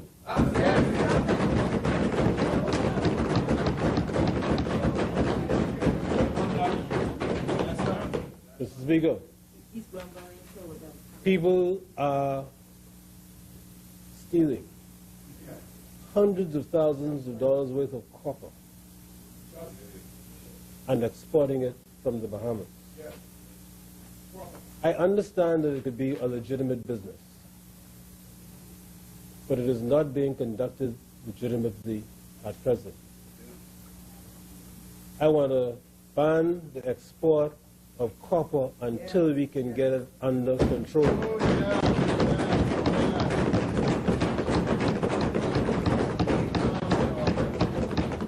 And Mr. Speaker, I want the support of the opposition to do it.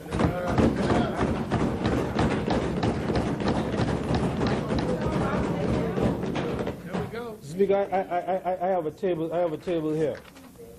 I have a table here. And I think I'm going to table it, but this table is entitled Selected Offenses. Well, we have unity. Property stolen, copper and jewelry, all Bahamas, 2012 and 2013. And it says in 2013, of the 506 armed robbery cases, 299 of them, or 59%, are incidents involving copper or jewelry. Wow. 59% are involving copper or jewelry. Of the cases of, that's armed robbery. Of the cases of robbery, 157 cases, 64 or 41% involve copper or jewelry. with housebreaking. Of 1,000 cases, 33% involve copper or jewelry. Do I need to say any more? No, no, case made. Rest your case. Everybody support. The same figure, Mr. Speaker, relates to 2012. I want to table this document, Mr. Speaker.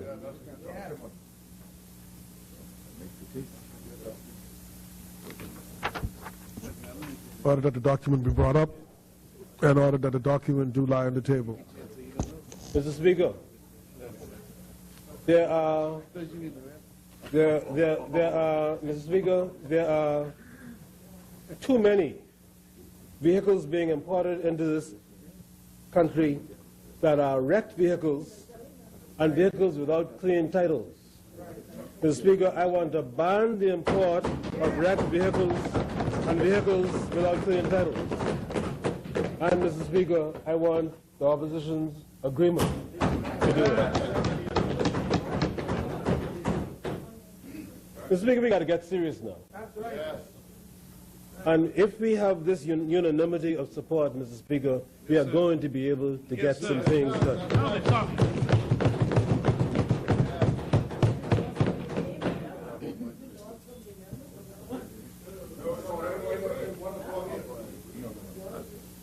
Yeah, what? Someone ain't there. You alluded to it yesterday. You speak for that. You speak for that. Okay. You speak for everybody. See, we ain't skylocking. No, sir. Real leadership. No, sir. Just Real leadership must emerge. That's all about, man. Running the country. And I want them to know this ain't no setup now. This is serious. This is serious. Mr. Speaker, we need police vehicles, and the Prime Minister is providing the financing in this budget for us to get another 50 patrol cars and 15 buses, Mr. Speaker, to add to what we bought so far. And if more is needed, this creative Minister of State will have to find the money for it.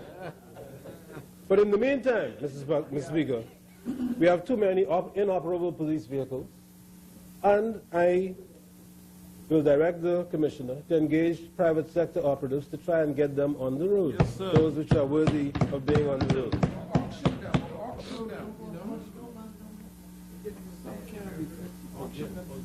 Mr. Speaker, we know that there are persons in prison, in maximum security, Mr. Speaker, who haven't been out of maximum security, but they are in possession of cell phones. And some of these people order crimes to be committed by others using cell phones. Mr. Speaker, you hear what I said. Maximum security, don't come out the cell. You do a sweep, you clean it out. 24 hours later, you do another sweep, cell phone. How does that happen? I have told the superintendent of prisons, Mr. Speaker, that if there are prison officers who are engaged in any level of corruption, we have to weed them out.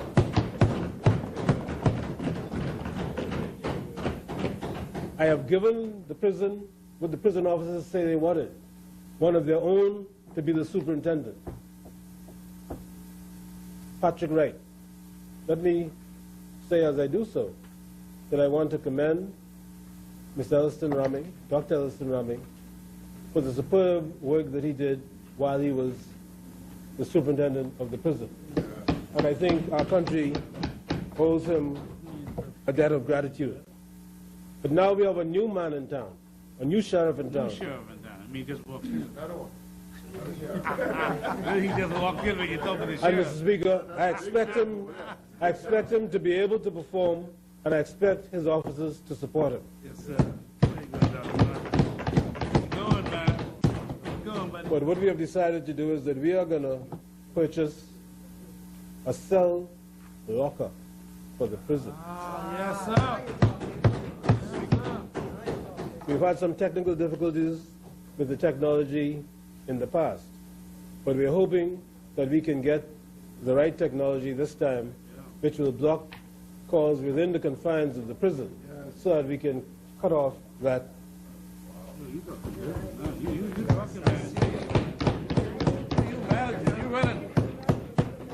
Mr. Speaker, I'm not sure whether the opposition, a member of the opposition, led any questions about a forensic laboratory, but I think, did anyone need a question about that? But what I do want to say is this. We have cases that we cannot get through the court system because we don't have the forensic information that we need. Because we don't have, sorry? You want to say something? Yeah, but why you all stop it? No, don't go there now. Members? We're in a period of agreement. Yeah, members? Don't mess this up. Please. The member yields. The chair recognizes honorable member for Kalani. Member for Kalani, address the chair. Thank you, Mr. Speaker. No, Mr. Speaker, if the member is talking about establishing a forensic laboratory, I think that's the proper way to go. And Bahamas would be in an excellent position, not only of completing our cases quickly, but also be in an excellent position to becoming the central referral center for the Caribbean. And I would endorse that. Thank you, honorable member. Mr. Speaker, Chair recognizes member for Bain and we have Grandstand. a forensic lab, but it doesn't have the full scope of activities that we need to fight crime. But more importantly, there are other potential consumers of forensic laboratory services. So we have made a decision. We have identified a building, Mr. Minister of Labor and National Insurance. We have identified a building. The laboratory with which we've been, our reference laboratory in the United States, they have offered to assist us in the development of the lab. And Mr. Speaker, we are now committed, and there will be a new, totally comprehensive forensic laboratory provided to the Royal Bahamas Police Force.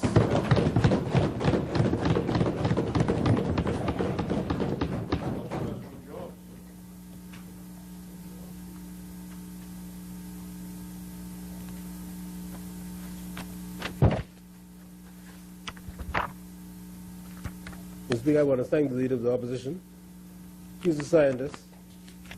He knows the value of these services, and he knows that what I'm talking this morning ain't politics. This is what we need to build our country, to protect our country. Not only that, this is about how we ought to govern this Bahamas. We've got to make decisions and agree with things we can agree.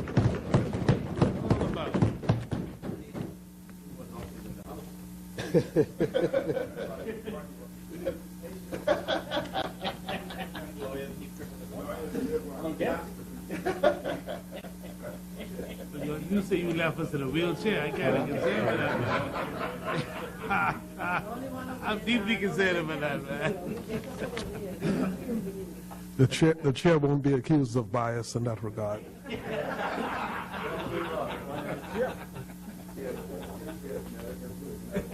Mr. Speaker, I've had some discussions with the Prime Minister and the Attorney General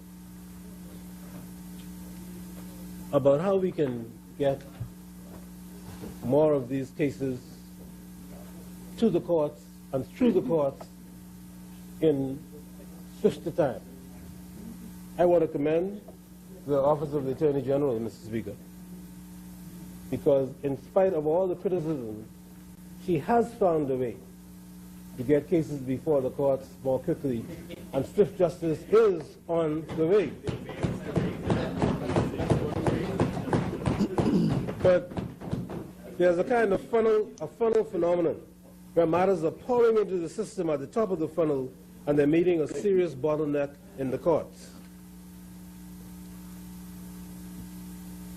And that's the reason why so many people who who committed so many heinous crimes are on bail. And we have to stop it. You cannot have on bail someone who's charged with 3 murders. Really, man. Really. How could that be? But they are. But they are. But they are. They are being tried. Now, I say charge with. But we have some killers in this town. And we need to find ways to get them to trial quickly, if they're guilty, to be dealt with.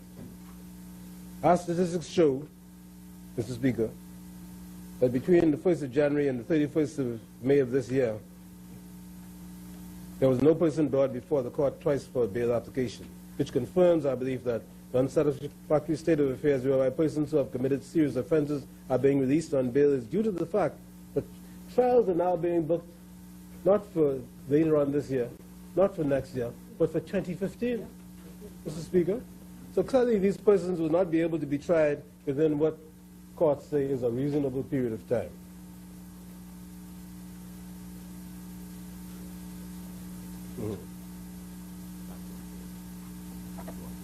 You should be, I can advise you that the following statistical data has been derived from the prison department's database. The statistical data has been generated for 3 major crime categories, namely murder, armed robbery, and rape, between May of 2007 and May of 2012, and between May of 2012 to the 16th of June, 2013. And in the first period, May 2nd, 2007 to May 7th, 2012, there are 305 persons on bail for murder. 305 persons on bail for murder walking amongst us. 577 for armed robbery and 156 for rape. Since we came to government on May 7th of 2012 to now, there are 49 persons on bail for murder, 163 for armed robbery, and 28 for rape. In other words, we are not being able to get our cases through the court system. So, there are some short-term measures that need to be taken to remove the bottleneck. One of the problems is that the calendaring system of the courts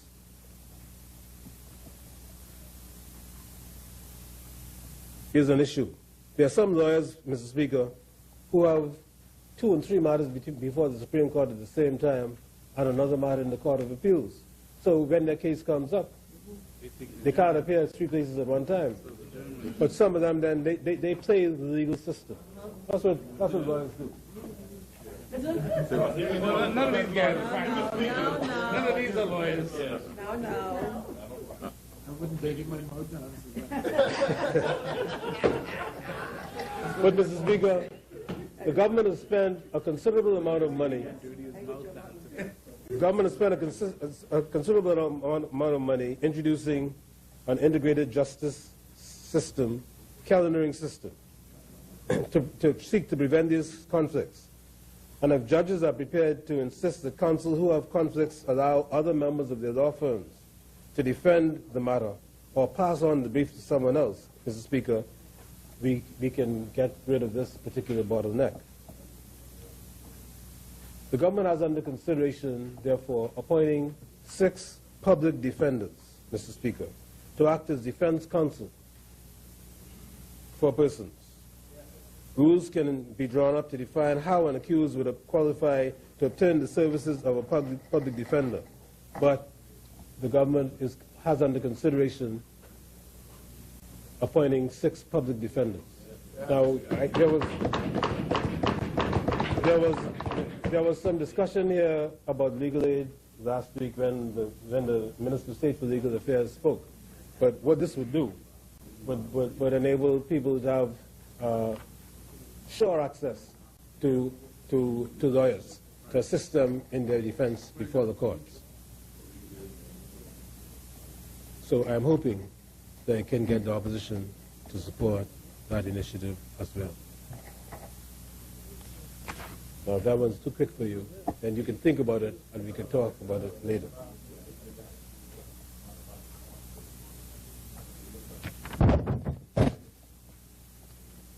Mr. Speaker, the Minister for Legal Affairs also indicated to us last week this difficulty. I think he spoke about a situation where only 12 of the 48 members of a jury panel won the approved jury list for the year. And he said that there's a growing trend of professional jurors. And the Office of the Attorney General has issued a complaint to the police that a potential juror was being intimidated, for example. So the emergency steps to be taken would include alternative ways of choosing jury panels and perhaps making provision for Family Island jurors to be empaneled if they can be provided with the necessary resources to make themselves available. So hopefully the integrated justice system, the calendaring, will prevent duplicate bookings in the courts, not allow double booking. The forensic evidence becoming available will assist. And Mr. Speaker, I have to ask the Minister of Health for help with this one. Another thing that holds up cases coming before the courts is the pathology, the evidence. Because we don't have sufficient pathologists available to carry out postmortems and other things that have to be done in connection with many of these cases. And if, you know, so we're on the same team, so I'm hoping that we can work together to employ. He has indicated to me that they are working on a particular plan in order to provide us in the short term with additional pathologists to enable us to overcome this problem. And also as a part of the short-term plan is to engage 6 experienced prosecutors on contract to prosecute cases and to amend the law so that additional judges may be appointed. Mr. Speaker.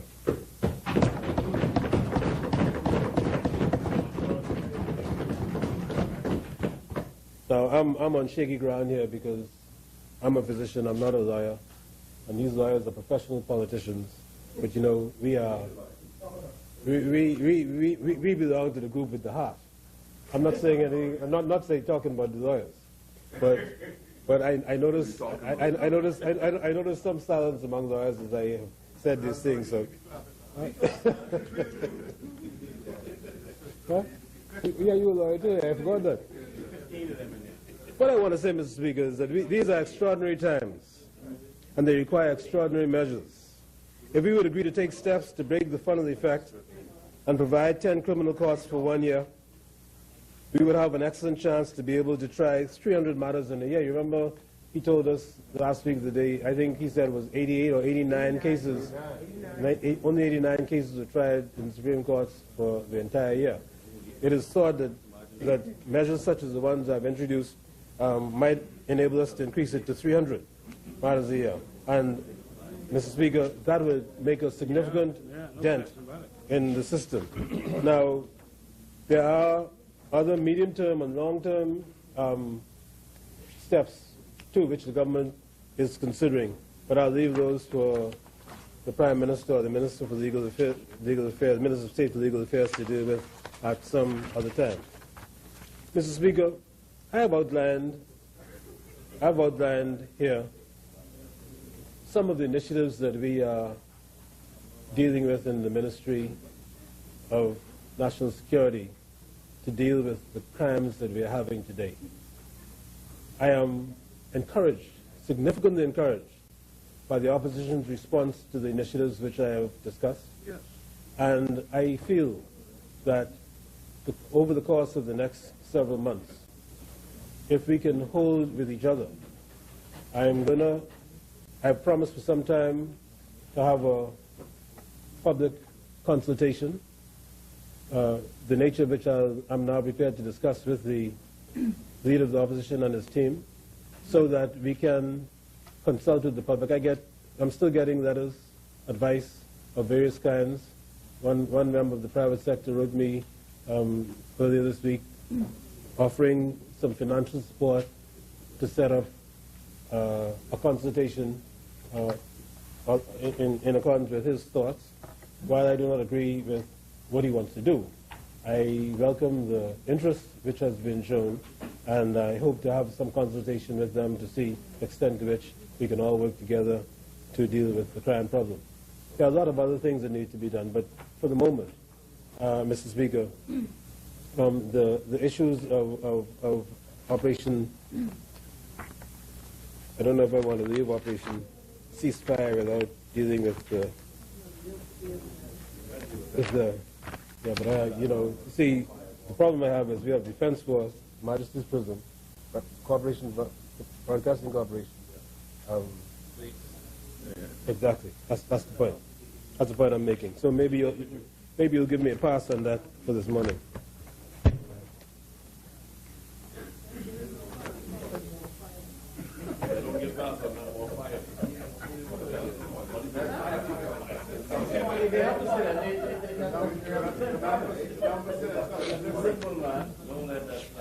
Mr. Speaker, yesterday the member for Killarney raised the issue of the Defense Force, and he asked a question about the base at Ragged Island.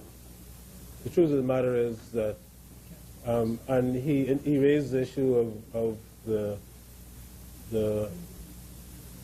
proposal which we have been considering for new boats for the Defense Force, and he indicated that they had in train a plan to purchase 11 boats and so forth.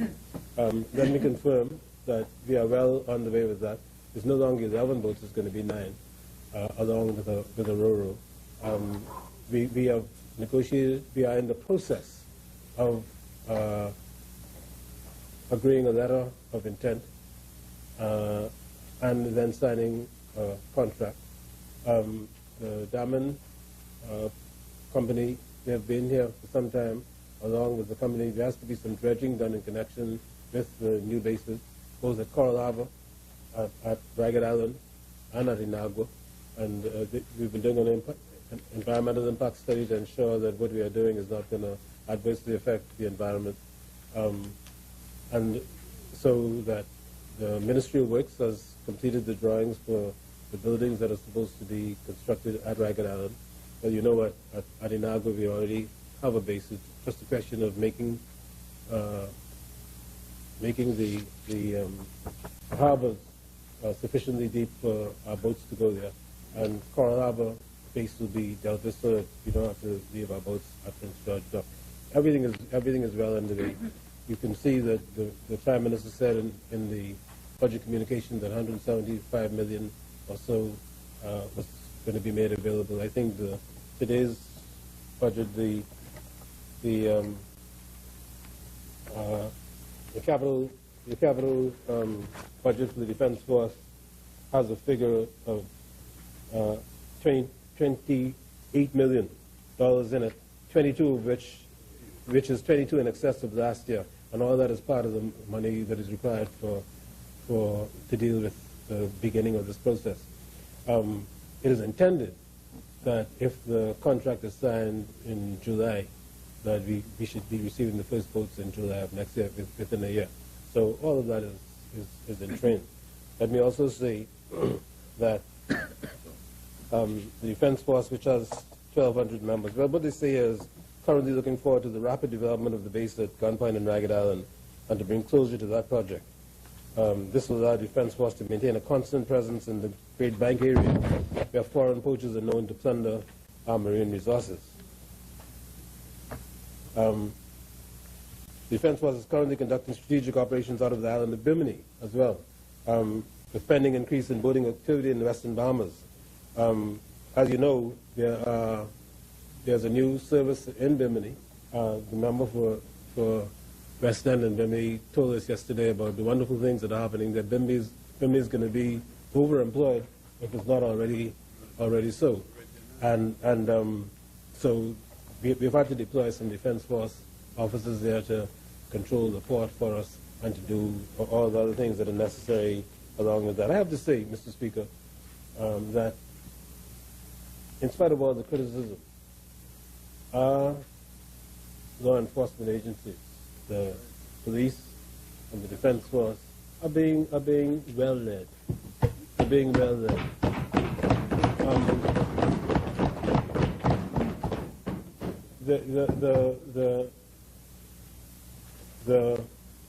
What I want to say is that these are professional men, and I'm happy to be associated with the Commissioner of Police, with the Commodore of the Defense Force, and with the new Superintendent of the prison, all of whom are patriots. Everybody likes to guard their turf, but it ought to be expected. But apart from that, I meet with each of them once a week, and we sit and we talk about the issues that are confronting the country and the issues that are confronting these agencies. And I'm satisfied now with the level of cooperation that we are receiving. So as far as the Defense Force is concerned, you know, they have to increase their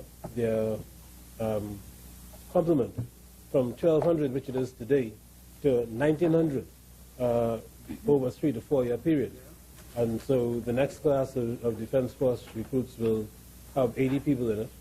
The next class of Police Force will have 100 people, and I don't know if there will be 100 in one class or whether there will be 2 separate classes. But the point is that we need more manpower. The Prime Minister, for example, feels, as do many other people, that the center of our crime problem is New Providence, and we have to do everything to have the amount of manpower that we need in New Providence through recruitment, Mr. Speaker, sometimes through the re-engagement of persons who have retired, and Mr. Speaker, from getting help from the Defense Force. And I want to say to the opposition, they always, when they speak, talk about these officers who the government rehired, who had been let go by them when they were the government last. And the thing about it is that most of these men who have been brought back are not in any way in positions that will affect the promotion of existing officers. And many of them are being used for things that their experience equips them. And the loss of that experience may have had a lot to do with the huge jump from, I think it was 90-something murders in 2011 to 127, sorry, in 2010 to 127 in 2011. You know, that was a huge jump. And so experience sometimes is necessary. I mean, I hear them talk, for example, about Subaltern Bethel. I don't know that we have very many Bahamians who have the capacity that man has, even at his age. But not only capacity, but ability to deliver consultative skills, communication skills, and experience. And so it's important for us. It's important for us at this stage, Mr. Speaker. It's important for us to appreciate the qualities of our people, young and old. Young and old. Because if there was a time, 40 years, if there was a time when we need men of that capacity, it is now, Mr. Speaker.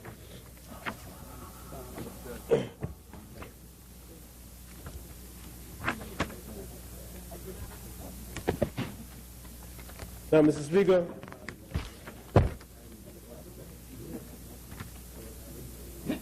Mr. Speaker, you would recall that the recent change in leadership that has taken place at Her Majesty's Prison.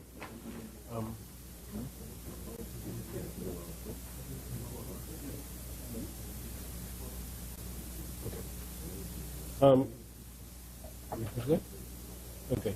You will recall that the recent change in leadership that has taken place at our nation's correctional facility, the prison. There has been the appointment of a new acting superintendent, Mr. Patrick Wright. For the first time, the appointment of a female deputy superintendent, Mrs. Bernadette Murray. And a civilian, Mr. Don Clare, who has been promoted to act in the position of acting deputy superintendent. Mr. Speaker, you know, we have some pearls in our country, that we don't know about. And you only pulls some people who have some capacities, who have some abilities that are not being used because they don't even get the opportunity to use it. And I think that those of us I'm sure there are other ministers who will have had the same experience as I. Sometimes when you go into the depths of these ministries, you find a whole lot of treasures there. But people just are being ignored or haven't been given the opportunity. And I think that at the prison, that is what I have found in these people who have been chosen to lead the prison for the next wee while. They've been entrusted with leading the day-to-day management of our reform agenda at the prison. The mandate to move the prison steadily from an institution that focuses on the retributive approach to one geared towards rehabilitation is based on the premise that many of the persons incarcerated at the prison will at some future date be released and must be prepared for full integration into society once again. What this means is that the antiquated concept of locking persons up and throwing away the key must now be replaced with an enlightened and progressive approach to prison management that places emphasis on rehabilitation. That's something else for the rehabilitation of offenders out here. Mr. Speaker, the prison has had in place for some time now a number of programs that focus on rehabilitation of the inmate, some of which are offered by the prison itself and others by volunteers and non-governmental organizations.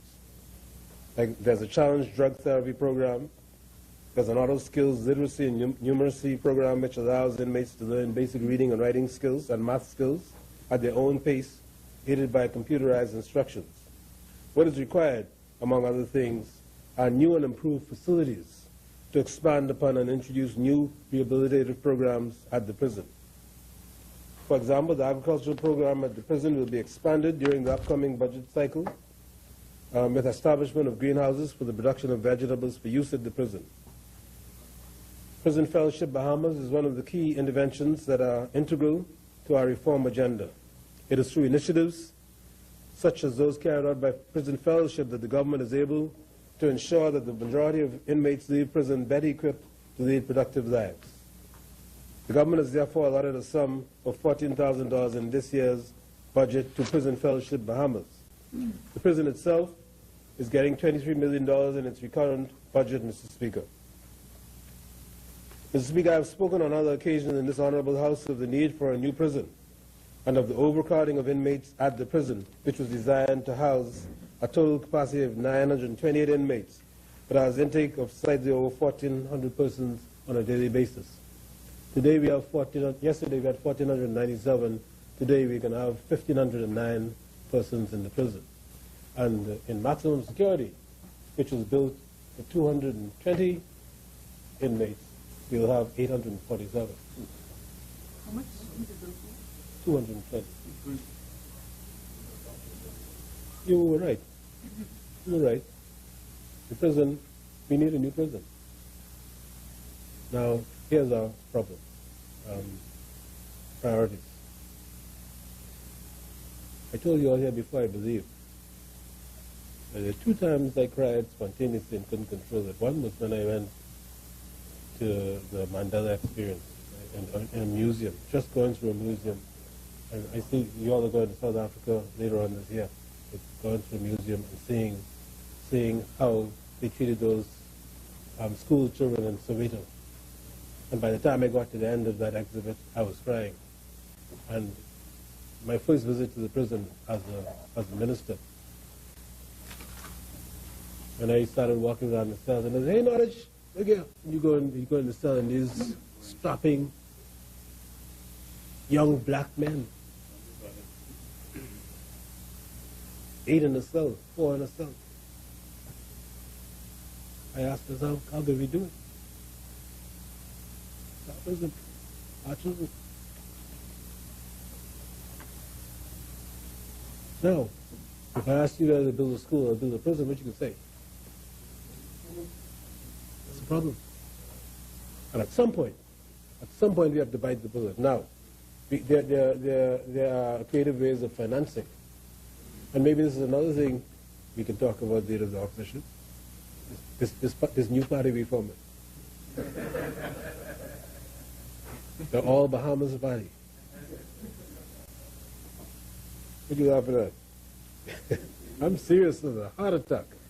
We have to have some more agreements, Mr. Prime Minister. I want to report that we have many agreements in here today. He wrote me a letter, but he didn't speak about that. No, these agreements have just been negotiated. In the days of modern communication, I understand. Question is whether you have the support of his colleagues. The ones in here? The ones in here? Oh, yes. I wasn't thinking about that. No, the ones...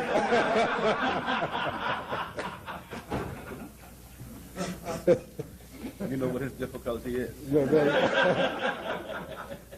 Mr. I have a formula for that. I have a formula. We can help him with that. No, that's enough. These are two obstetricians. Be careful.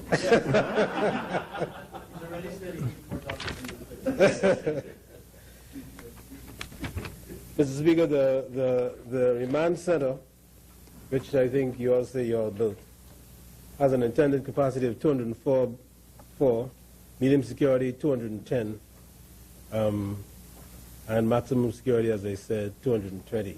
And I tell you what the numbers were. But you can see that if we have 1,507 there this morning, that is far more than the place was built to accommodate. The building that houses maximum security. By the way, the pictures to which you referred were not taken recently. Those are pictures that were several years old. It doesn't negate the overall impression, but they were not recent photos. Now, the government has allocated funding totaling $650,000 to carry out various levels of improvements at the prison, upgrades and refurbishment of its physical structure, and for the purchase of machinery and equipment for the upkeep of the facilities and for additions to the fencing around perimeters of the prison. These improvements should lead to a better prison environment and working conditions for the officers, resulting in enhanced morale, work ethics, and productivity.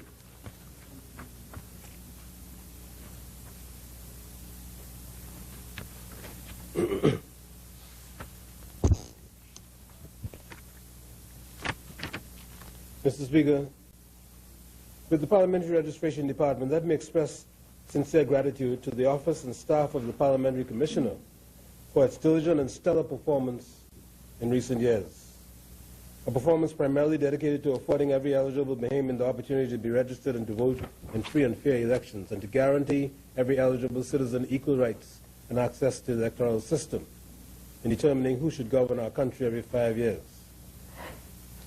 The Constitution, even as the Constitution Commission travels the archipelago to elicit the views of the populace, we are cognizant that the highest honor and greatest attribute one could bestow upon an individual is that of citizenship.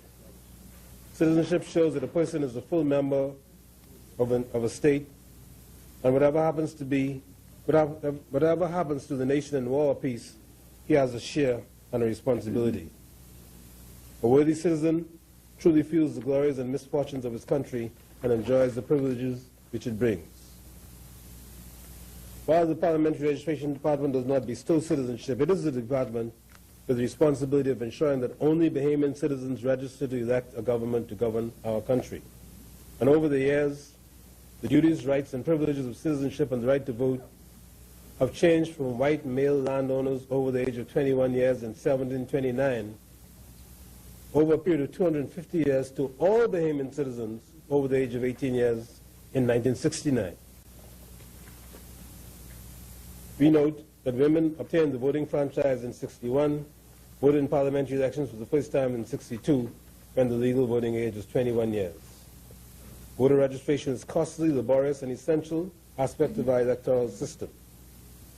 And the Office of the Parliamentary Registration Department is well deserving of our gratitude, Mr. Speaker, particularly during the conduct of the last general election, of the by-election in North Abaco, and of the referendum. I think that we have to agree that they did an outstanding job in going forward. In spite of.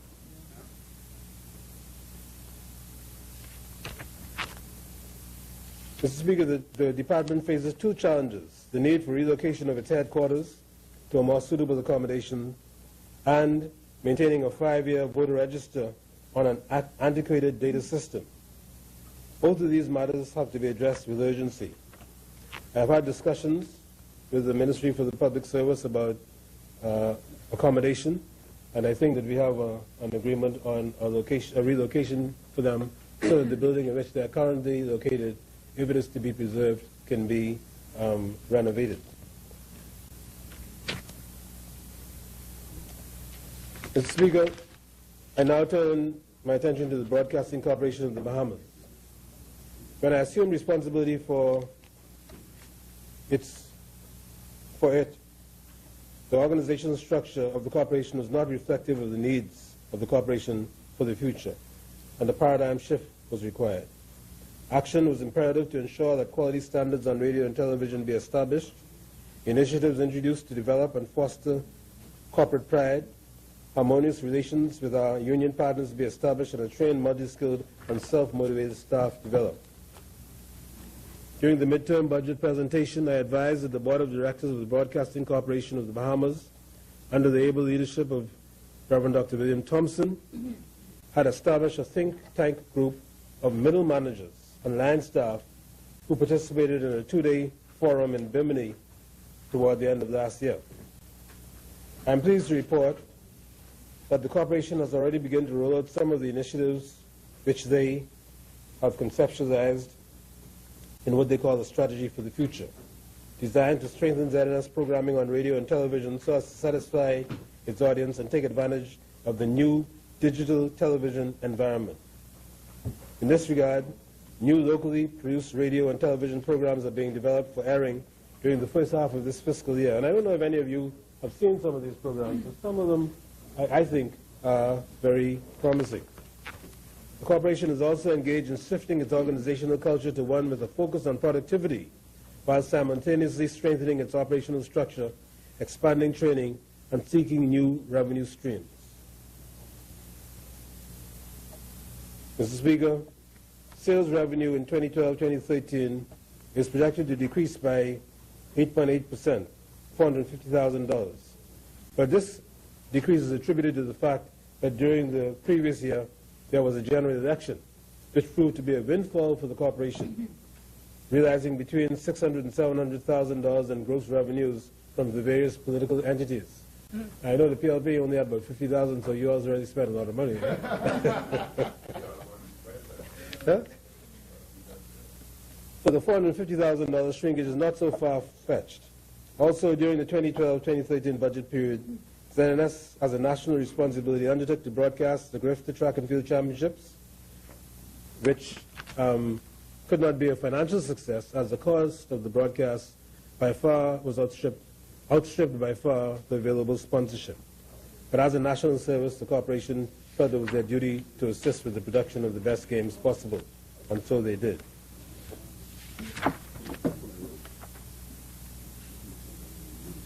Mr. Speaker, the corporation's infrastructure continues to be a financial albatross, as much-needed repairs were not done in a timely manner, and a lot of this continues to be outstanding.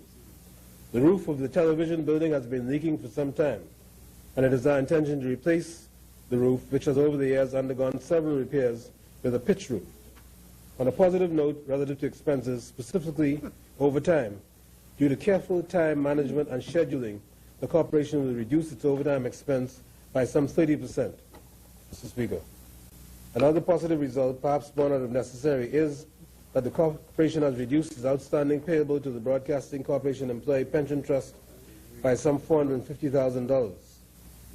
This past fiscal year, the Pension Trust Fund itself in dire financial straits, as the majority of its financial resources were used up in the downsizing exercise of 2010. Little consideration was given at that time to the continued viability of the fund, and it would look like, after all its resources were used in the settlement of those employees who were leaving the corporation and who decided to take their pension benefits that were due to them. This downsizing resulted in the pension fund lacking the necessary financial resources to meet its monthly obligations to its pensioners. And that is the problem that continues to be with us. Mr. Speaker, as I close, I was informed that normally, at this time of the year when the Minister of National Security speaks, policemen listen.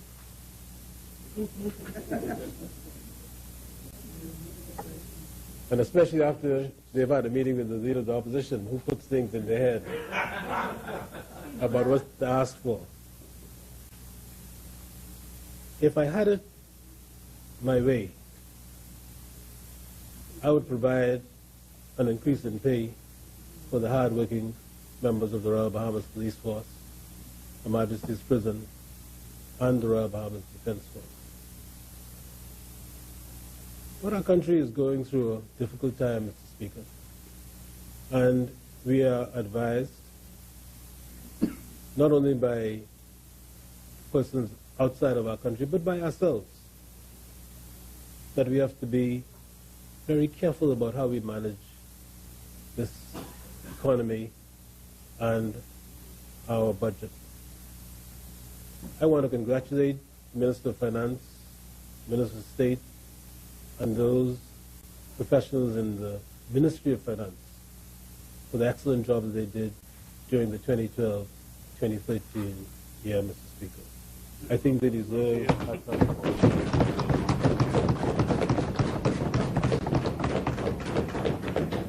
because it must be extremely tempting to just give the people what they want and enjoy the support that that brings.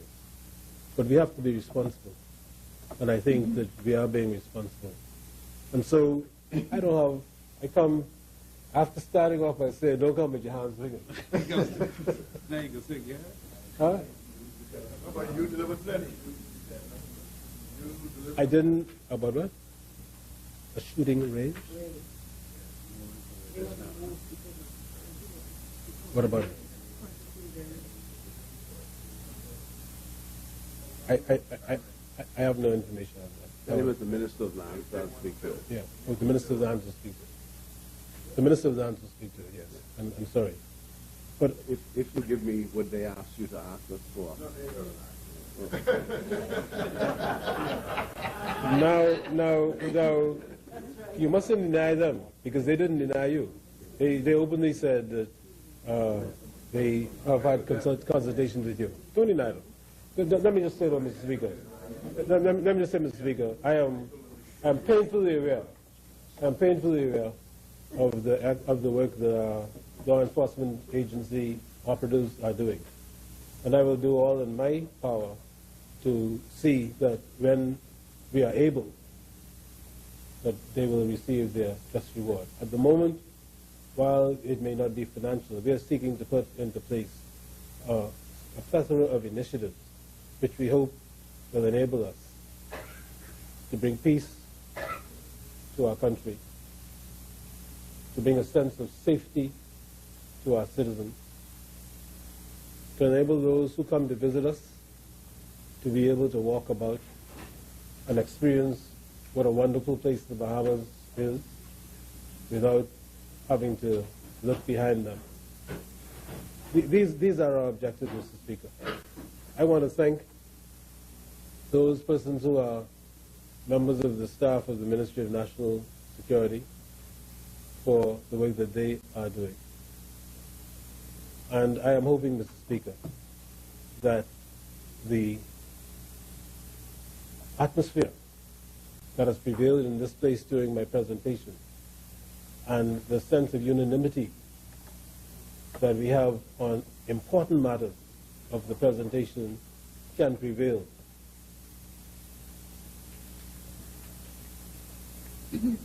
Having been where I was 2 or 3 weeks ago and having come back home, some certain things happened to me. One, I went to a presentation that a businessman, Paul Smith, had for primary school students in my area, the northwestern area, where he gave a computer to the 2 top students in the graduating class of each of the primary schools. I think there were 7 schools, 14, I was there, he asked me after you couldn't make it. 3 boys and 11 girls. Okay? Mr. Speaker, that evening, what was that? I went to another presentation, Mr. Speaker, where people were being recognized for the quality of their work. Last night, we went to the graduation of the new doctors from the faculty from the Bahamas campus of the University of the West Indies. That was a dream 20 years ago. It is an actuality now. And when you compare their results to the results of the students at their level from the other campuses in the Caribbean, Trinidad, Barbados, and Jamaica, Bahamas, couldn't say, or better. Top students. That's what it's all about, man. There are some very good things happening in our country, Mr. Speaker. Yes, sir. On Saturday, I went to Abaco, where the Defense Force were launching their latest group of Rangers. And I really want all the members of this House, we decided that we're going to have an event where I want you all to see the 700 or 800 Rangers do the things that they're being taught to do by the Defense Force. Listen here, we have a great country. We have tremendous potential. We have some people who are doing some fantastic volunteer work. Look at our results in sports, man. Best in the world. Not in the Bahamas, not in the Caribbean, not in the hemisphere, in the world. What right do we have other than to use the potential that God gave us and to exploit it? Yes, sir. That's good. Yes, sir. Let us all agree that we can work together, Yes, we can. that we can improve the quality of life in our country, Yes, we can. that we can defeat the evil that is amongst us, Yes, we can. and that we can bring out from each other the best that God has placed in us. we can. I'm happy to have come back to this Bahamas. And as I said when I started, if we can work with each other, nothing can defeat us. Yes, sir. Thank you very much.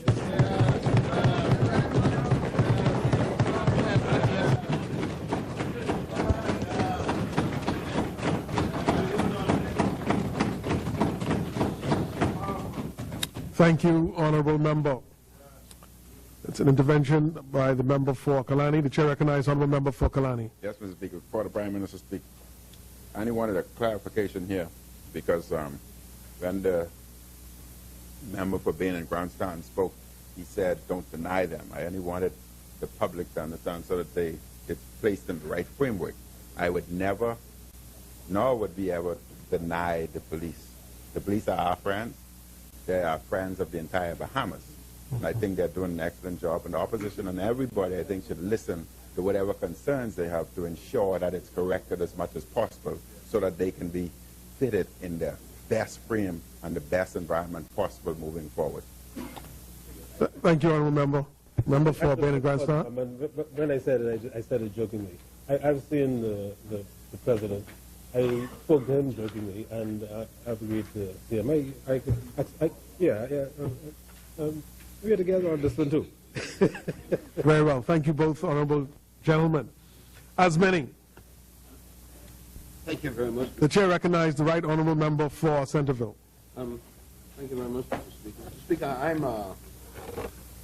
going to try to avoid breaking up my speech, so I'm going to have a conversation for a few minutes on matters that I would not have included in my speech, but are of importance to the Commonwealth of the Bahamas. And so I thought I will follow this script. And if I get around to it, maybe I could deal with Antiquities Corporation and put that behind me. But, Mr. Speaker, At the end of this term, I would have been in public life, well, in representative public life for 40 consecutive years. I was at a public gathering when I heard someone talking about me,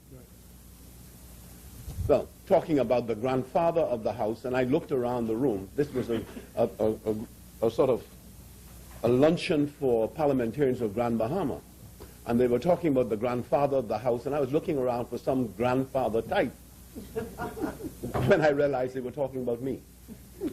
And so really the fact that I have given most of my life to public service looms larger as I approach the twilight of my political career.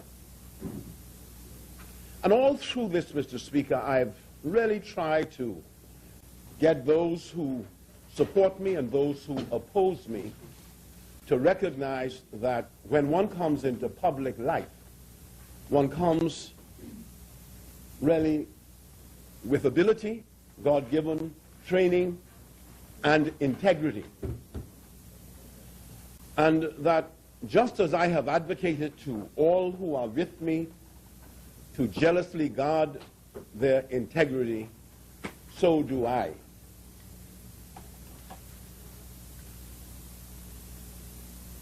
And therefore, I feel that I ought to say to my colleagues again, and I constantly do this, and I will do this throughout my contribution today,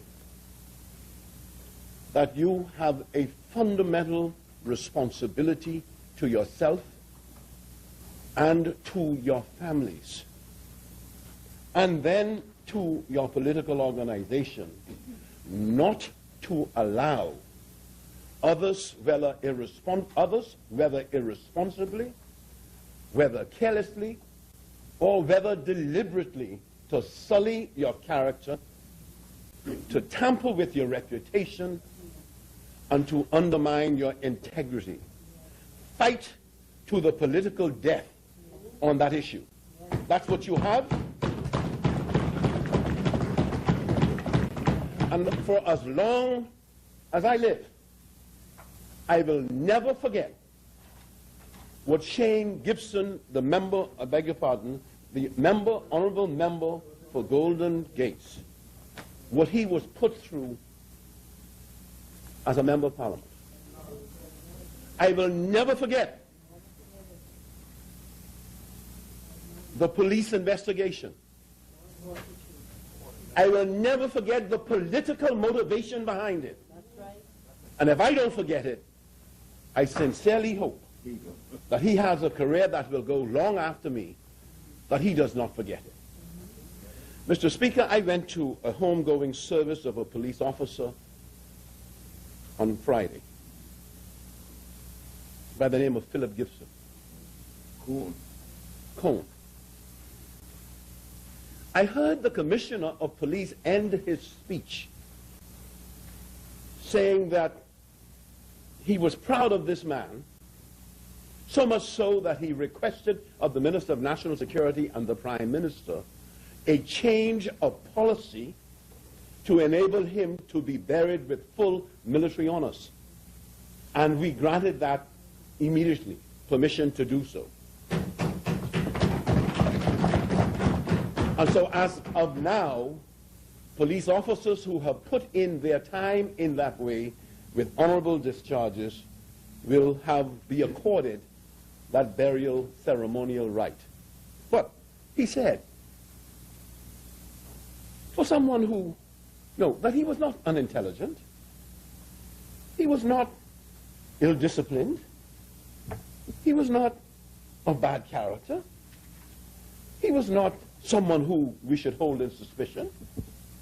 And then I realized he was speaking to persons who had heard the personal story of Philip Gibson. A police officer who attained the rank of superintendent, who was invited by Commissioner Paul Fackleson to retire at a stage when along with others, he was shocked. He brought his letter to me. He appeared to be embarrassed, because anyone would, to be asked to ignominiously exit a police force. No. Listen, listen to me. No, trust me now. I am replete with all of the information, all of the facts, and you need not question what I say in that regard. I read the letter that was given to me. Paul Fackerson was directed. Reg became Commissioner of Police later on. I then realized any number of persons on the police force had been invited in the same way to retire. People who, like Assistant Commissioner Hutchison, a young man, relatively speaking, being asked to exit the force. Assistant Commissioner Carey, forensic expert, being asked to exit the force. I then referred them to the Honorable Paul Adley, barrister at law, and said, this is a matter that you needed legal advice. A letter was sent to the commissioner, and he backed off on that occasion. Sometime later, the decision to cause these men, including my friend Berkey Wright, who was a card-carrying, flag-waving FNM, but my friend, but they were asked to leave the police force. All through that term that we were in opposition, they spoke about my and the PLP interfering on the police force. But at this homegoing service, I indicated to all of the policemen assembled that they ought not, in their profession, to think about politics. But politicians have already caused bedlam on the police force, pretending not to interfere, but having direct instructions given to the Commissioner of Police, do this, do that, don't do this, don't do that. This side never conducted itself like that, and we don't do things that way. But I said to his family that I was very sorry that I had gone to the assemblage of police officers in July of last year, Independence Function, and I had announced to the gathering that I was so disturbed by the manner in which officers who had put in long and distinguished service were required to retire and leave the police force without some form of discharge ceremony, without some kind of dignified exit, that I was going to do something about it. I told them that all through opposition days in trying to be the government, I worried about that, because I saw these officers who were bewildered, who were disturbed, and who were, in some cases, ashamed because they had to go through all sorts of explanations as to the manner in which they were required to end their distinguished service to the Royal Bahamas Police Force. The country cannot put people like that through that kind of experience. I told them that 2 officers had died since then, and that as a result of that, I had just actioned a note to the Minister of State for Finance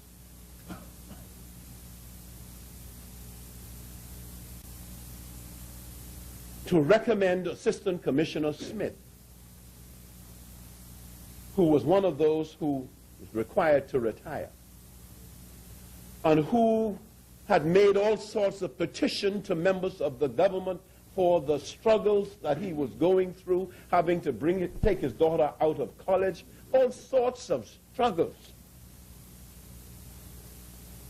And I said, I made a commitment that insofar as we have the opportunity to cause people in those positions to be hired, we will find a way to give them a dignified placement, whether in government service or outside of the government service.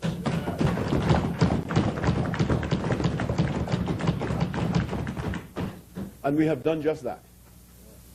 And I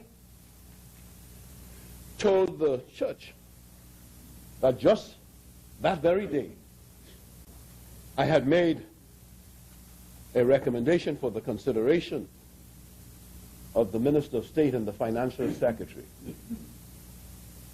that Assistant Commissioner Reuben Smith was a fit and proper person to hold the office of Director of the Financial Intelligence Unit.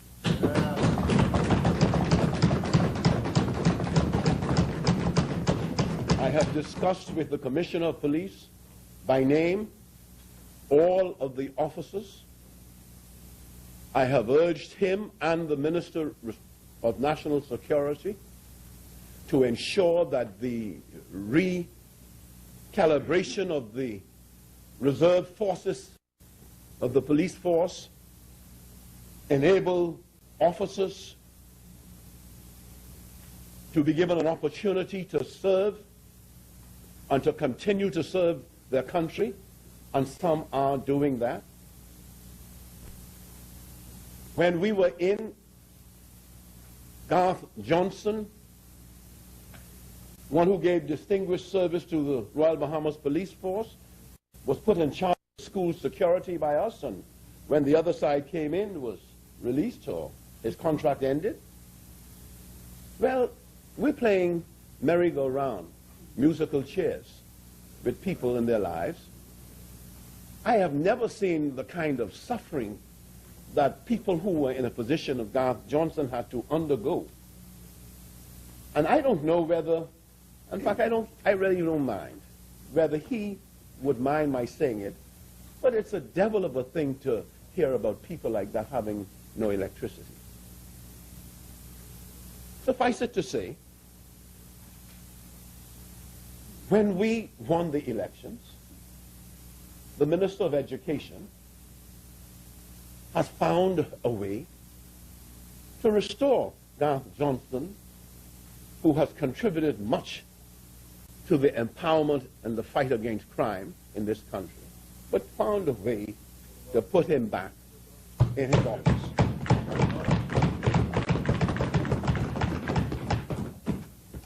I think of those who have yet to be reached by us. Of the recommendations I've made with respect to Berkey Wright, my friend Berkey Wright, who lives in Black Point and who could make a major contribution to the police and policing through holding a equivalent office that he attained the rank of superintendent, equivalent office in the reserve forces. Those are the things that we see, we need in the Keys. No, I have no care about his politics. He is someone who has contributed mightily to the reputation of the police force, who's had his challenges, but who I believe has overcome them. So, Mr. Speaker, when the Minister of National Security called me this morning, I want police officers to know, because last August I told the officers assembled when I spoke to them at Independence that Dr. Bernard Knott, I beg your pardon, the member for Grants and Bainstown, Bain and Grantstown, is the son of a police officer who, but for an untimely death, was a high flyer on the Royal Bahamas Police Force. And that when we were meeting once with the Police Staff Association, and I heard him tell those assembled in that meeting that he was the son of a police officer and that he was deeply committed to their cause. And he began to cry. He didn't have to, we were in opposition, he didn't have to do anything to fool me or them. They could do nothing for us, I suppose, other than vote for us. But there were 9 of them or so. But he then. And I told the gathering that it was then that I determined that if ever God graced us with the opportunity to serve again in government, I will invite him to be the Minister of National Security. Because he demonstrated to me compassion. I knew he was a brilliant scholar. I knew by reputation that he was a great doctor, and in fact, a wise one, because at a very early stage during the birth of my first child, he allowed me to help him bring Stefan into being by allowing me to put my hands on this baby coming out and pulling him out. The experience was so weakening that I never ever contemplated doing it again. And so I realized that those who have that assignment, well done, my good and faithful servants, well done. But I knew that. And so when he called me this morning to indicate that, as he just said to the House, that he would want an assessment as to whether or not he would have the freedom to speak to remuneration issues on the Bahamas Police Force, and I admonished him that we were too close to moving ahead at a steady pace with the economy to risk the destabilization that it could cause. I want to be open and honest that it is the Minister of Finance's decision. I will speak to issues raised by the leader of the opposition after the luncheon period with respect to jobs. I will speak to his join the minister and member for Baines and Grantstown on the issue of crime. And I will speak to major interventions by the government of Bahamas in this budget.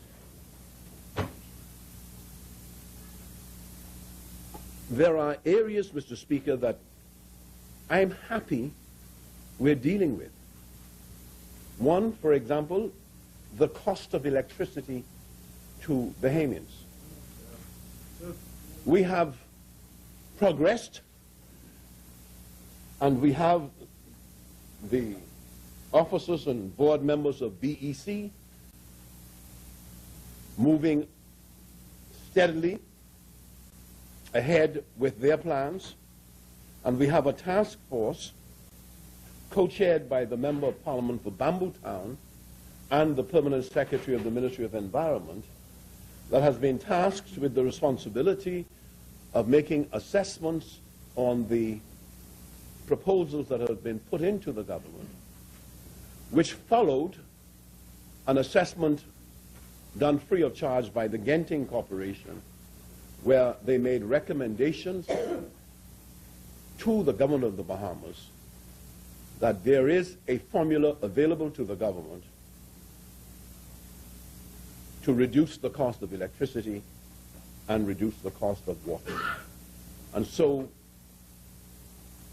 I am as anxious as anyone in the Bahamas for the formulation to be assessed and recommendations made so that we could move ahead with a paradigm decision on the operations of the Bahamas Electricity Corporation. Similarly, I am very anxious about the status of Bahamas Air. And in talks with the Bahamas Hotel Association, the New Providence Promotion Board, the minister responsible for Bahamas Air, the Minister of Tourism, we are all anxious to find a formula to enable Bahamas Air to more effectively participate in the tourism industry in this country.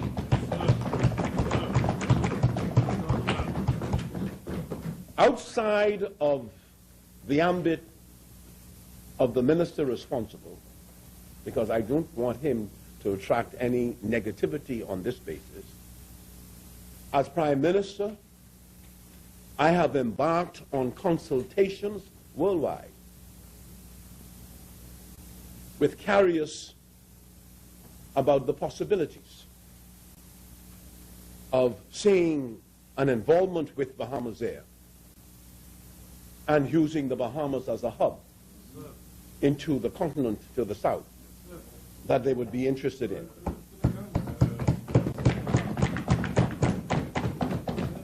As we do these things, and I will be very specific when I speak, again, after lunch, we must not be distracted by the noise, by misstatements, by jaundiced political opinions, wherever they are stated and whomsoever they come from. We have been elected in mighty numbers to govern. We have stipulated that we are governing manifestly in the best interests of the most disadvantaged people in this country to start off with, and of all the people of the Bahamas to end up with.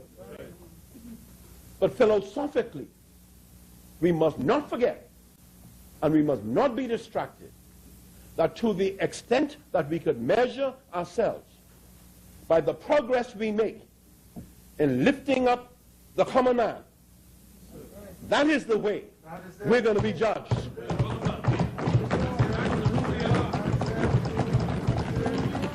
And so, Mr. Leader of the Opposition, there is no need for us to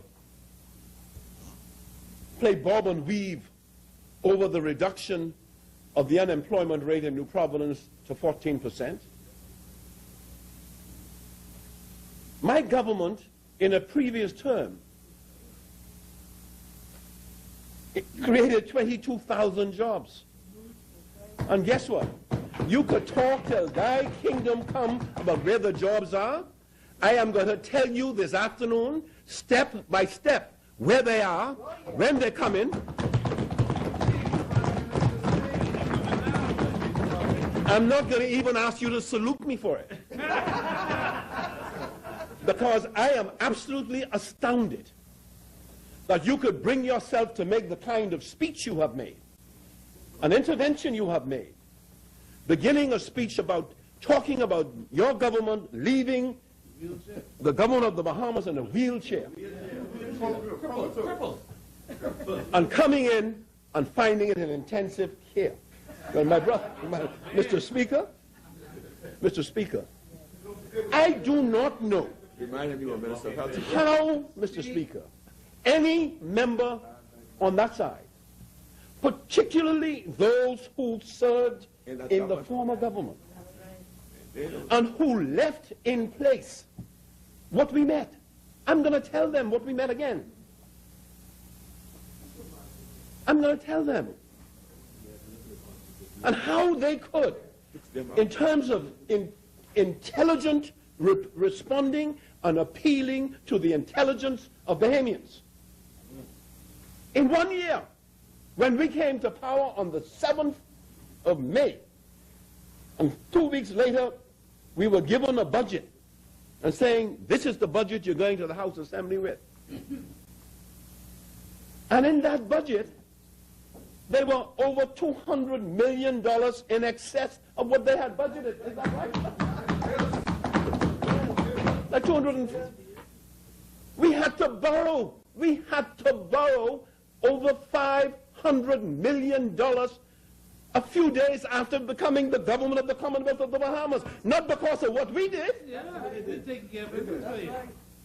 We clean up the mess. We clean up the mess. As I will show this afternoon, they were headed in their 5 years or 4.5 years to $1.6 something billion in terms of, Mr. Speaker, in the election campaign, we indicated that no matter what utility the roads will be to the Bahamas, we were aghast at the manner in which they allowed $100 million overspend to evolve. Just on the roads. Mr. Speaker, I don't know what the Minister of Transport said, but the Minister of Transport invited me to a meeting to launch a new radar for the Lyndon Pinling International Airport costing $14 million. And as I sat there, I discovered that the former government had purchased a new radar between $8 and $12 million. They bought it out of some storefront, some storeroom, and when they brought it to the Bahamas, it couldn't work. Never worked. Never worked. And I'm talking about between $8 and $14 million cost. What a shame. That was not in his mind. The Minister of Transport, on coming back to office, had to bring about the purchase of a new radar system for the Commonwealth of the Bahamas. And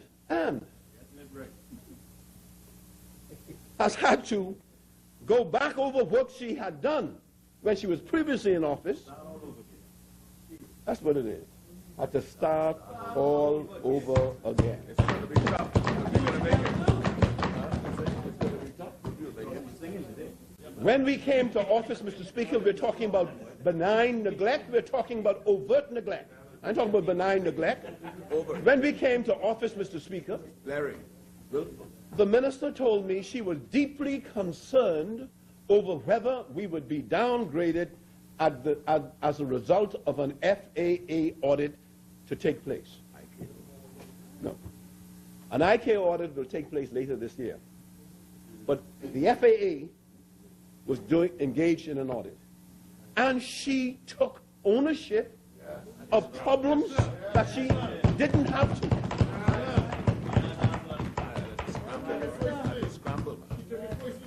She took it personally, is correct.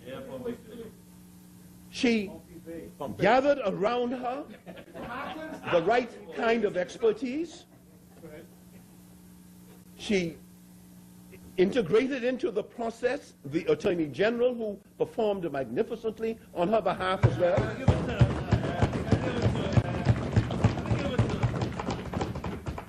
This is the Bahamas we're talking about.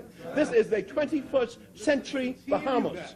And I'm talking to a leader of the opposition who said when he came to, when they left office, he left the country in a wheelchair, and when we came in, we put it in the infirmary for an intensive care.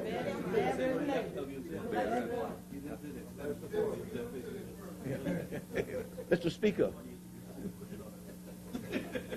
the Minister of Transport actually went to Washington to meet with the FAA and to meet with the State Department and to discuss the challenges and to impress upon them that the Bahamas could not afford to have this happen and that we were operating in good faith. We had just come to government. We were going to do all the things that were necessary to perform as best we can in the audit, but works were in progress and we were going to move immediately to make up for all the neglect that had taken place. Now, we don't talk about that. We don't boast about that. I just stood in absolute admiration of the minister and how she performed, because on the occasion, I kept on saying to her, this is not your responsibility. You can only do your best and then do it. But she just took it, ran with the ball, and made it happen positively for the country. So, Mr. Speaker, when this happens, Mr. Speaker, in governance, you've heard the Minister of Social Services and her counterpart discussing what has happened in areas like that. This happens in government. We have a country, Mr. Speaker, and I think I was so happy to hear what happened in the House this morning in terms of the exchanges, because the member for East Grand Bahama and myself stood on the steps of the House of Assembly a few days ago. And we shared reflections on crime. And he raised serious matters about crime and personal safety. And we agreed. And we understood that no matter what our differences are, we must find a way to determine the extent to which we can have a unified approach in this matter. Now, I raised this point only to say that the minister, the leader of the opposition, wrote me a letter indicating that there comes a time in the life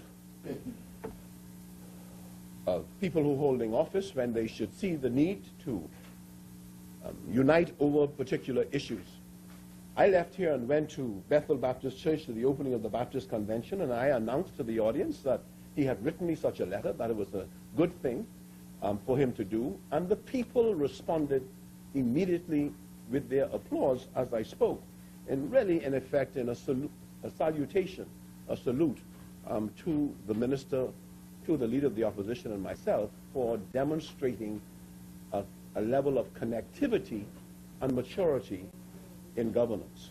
The problem is that when we came in here, when we come in here, something happens to us, Mr. Speaker, and we have to constantly remind ourselves of this conditioning that we go through, and we do not take the positions that we have taken otherwise. And so I really want to say to the leader of the opposition and to the member for Bain and Grantstown that it is a good thing for a country to have the kind of exchange and cooperative exchange, collaborative exchange that they have had. The challenge, though, for both sides is that we take the spirit that was captured in those exchanges, lift it up, and try to bring it into real working relationships between ourselves. So when we walk out of this chamber, we just didn't have a play of words as the leader of the opposition tried to do. And I just want to be able to say this to him. I sat and I listened to him and made notes of what he was saying. And he looked very uncomfortable attacking in the way he did. It was very unfamiliar to him, that kind of mode. And I don't know why his speechwriters placed him in that position, because it clearly was not something that he would ordinarily have chosen to do. It's like trying to get me to be an attack dog. I'm not. Others around me are. I'm talking about personalities. I'm talking about personalities. The leader of the opposition personalities, I've said this openly to him in church, is very much like mine. And as I will hopefully demonstrate to him this afternoon, the country, the Commonwealth of the Bahamas, is in good hands.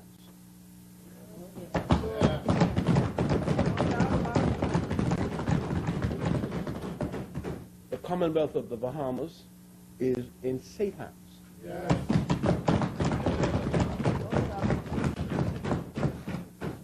And that we bring to the table in our governance a great degree of sensitivity to the needs of the most disadvantaged in our country by philosophy. And so, Mr. Speaker, I'm not going to be able to speak about the environment in any detail, but I hope, and housing for that matter, and I hope the Minister of Housing and Environment has done a good job in being able to say he's about to build houses. Yeah. Secondly, I hope he was able to say that in discussions with me, I have advocated that he, working in association with the National Trust, identify in each island of the Commonwealth of the Bahamas land that will constitute a national park, that we zone it now, and we incrementally, in a private-public partnership in each island, begin the process of establishing a national park in each island so that future generations of Bahamians won't be inflicted with the same kind of ad hoc development that took place in New Providence, but they will have within the precincts of their city a park similar to what happens in great cities of the world. And that is what I hope we are headed for. Legislation will be brought to this Parliament for a National Park Service to support this. These are matters that I won't be speaking of, but they are important matters. They're not matters that people sit down and say, oh, I can vote for him because of that, but they are important matters that has to do with solidifying the ethos of our country and giving people cause to feel good about their country.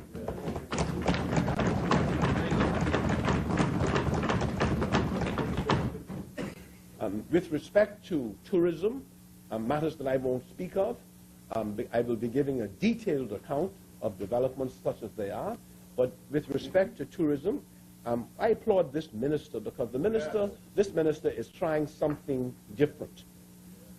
When we advocate as a policy pronouncement that we are committed to sports tourism, heritage tourism, religious tourism, medical tourism, the minister has quite rightly said he's working in association with those ministers that are relevant to those policy pronouncements. In the case of sports, the Minister of Youth and Sports. But we went, for example, to Atlanta, where I was speaking to a group of black mayors of America. And the incumbent, the one who had just won elections, was an NBA basketball player, retired, and mayor of Sacramento, Kevin Johnson, World Conference of Mayors. But it transpired in the process of relations and relationships and discussion that because we are who we are, and because we have personal connections with them, they make decisions to change where they're going to meet and decide they can bring their conferences to this island in New Providence. And you see, that's the first point. The second point, we went to Tyler Perry's house. Who's Tyler Perry? Tyler Perry is someone who just finished spending $100 million developing one of the keys in the islands, whose lifestyle is just extraordinary, but who says, I am prepared to help the Bahamas in any way I can. The Minister of Tourism understands that tourism is an industry where that kind of personality could have a defining impact. And so we agreed that when Tyler comes back to the Bahamas, he's going to stop in to hail us and meet with the minister to discuss what would happen. Unbeknown to the minister, I had a discussion late last night, 3 hours in the morning, I guess, on the question of his trip to New York last week and meetings he had in New York last week that he didn't tell me about.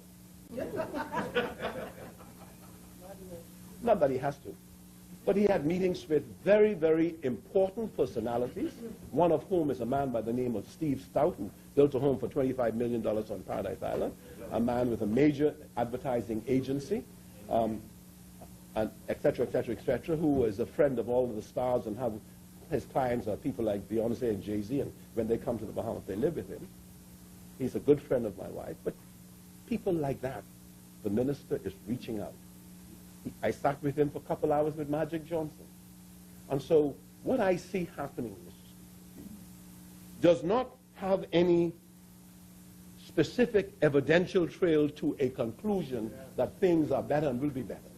But what I see happening makes me feel good that we are utilizing all of the assets that are available to us, people who live in this country, who as residents, who come to this country, who are voices in the world, and who are prepared, once we ask, to join the minister in his quest to bring tourism back to life in a real way in our country.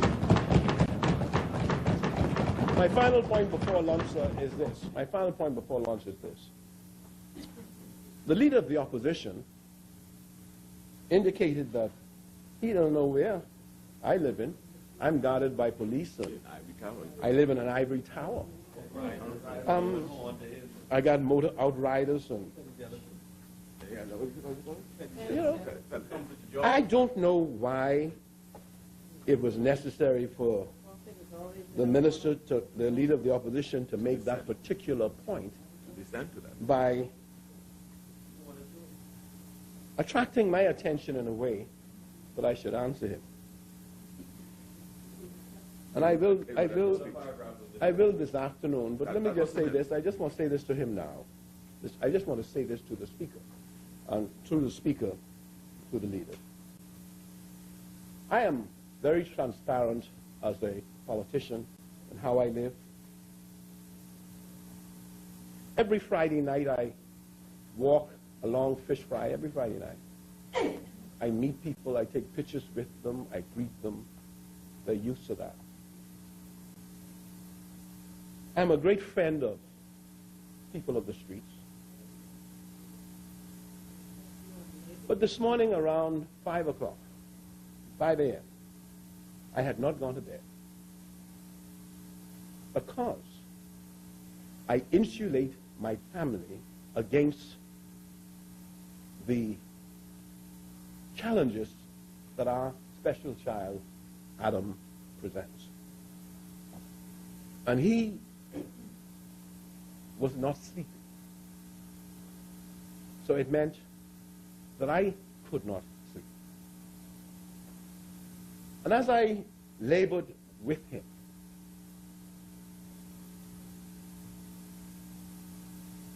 I thought of life and the relative importance of observations of the kind he made. I thought of how long do I have to live? That if God graced me with the opportunity to live as long as Lyndon Finling, I have a few months to live. I thought of what I should be doing in this final term for me. And I redoubled my commitment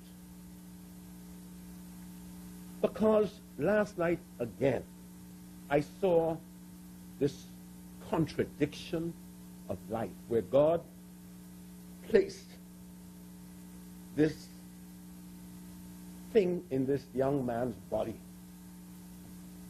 He's taller than me, stronger than me, better looking than me, and he could have been the athlete that I wanted to be. And I was good. And I saw him and all of the things he's doing not being in control of what he was doing. Trapped in a body, and even though he loved his daddy, he could not prevent himself from doing what he was doing. And as a result, we had a long night. But it reminded me, Mr. Speaker, of the wisdom of the intervention we are making in this budget. Where, Mr. Speaker, there are thousands of people in varying stages of thousands of people who have children in varying stages of disability.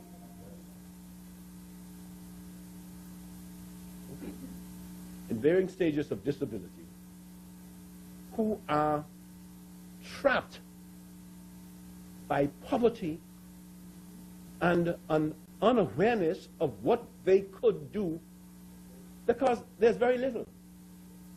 And when the child finishes school,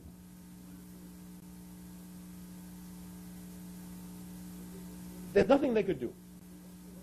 And I will tell you about a woman who I met in Grand Key who said she had to leave Freeport and her job in Freeport because the only way she could take care of a special child is to move back home where there's support system. Or the lady who spoke to me at Crab Fest on Saturday night and said she had to leave the Bluffy Lustra to come to New Providence to bring her child to one of these schools at Galvantines, I think it is. And could I please put, I will tell you who she is, but could I please put a class on at Galvantines for special, at Bluff Lustra for special children. And so, Mr. Speaker, I just wanted to say that everything is relative. And that those of us who have been given the privilege to govern at this stage in our Commonwealth must do exactly that. That we have this opportunity, and sometimes we forget. I pictured myself walking to the stage with 30,000 people on Clifford Park cheering me on and the hope that they had for what we would do. I knew that nothing is instant, only tea bags, coffee, but hot water. But I know, Mr. Speaker, that as I sit for the luncheon suspension, that I will demonstrate to this House today that the Bahamas is in good hands, is in safe hands, and that hope and help are on the way.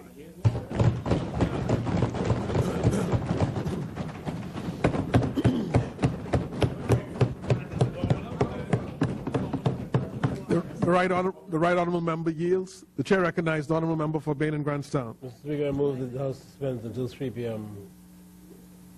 Tuesday, 18th of... Thank you. Do we have a second? It is moved and seconded that the business of this House suspends until 3 p.m. this afternoon. That's my speech. As many in favor will remain seated. Those opposed will stand. The business of this House suspends until 3 p.m. this afternoon. Good morning. Yeah, that's right.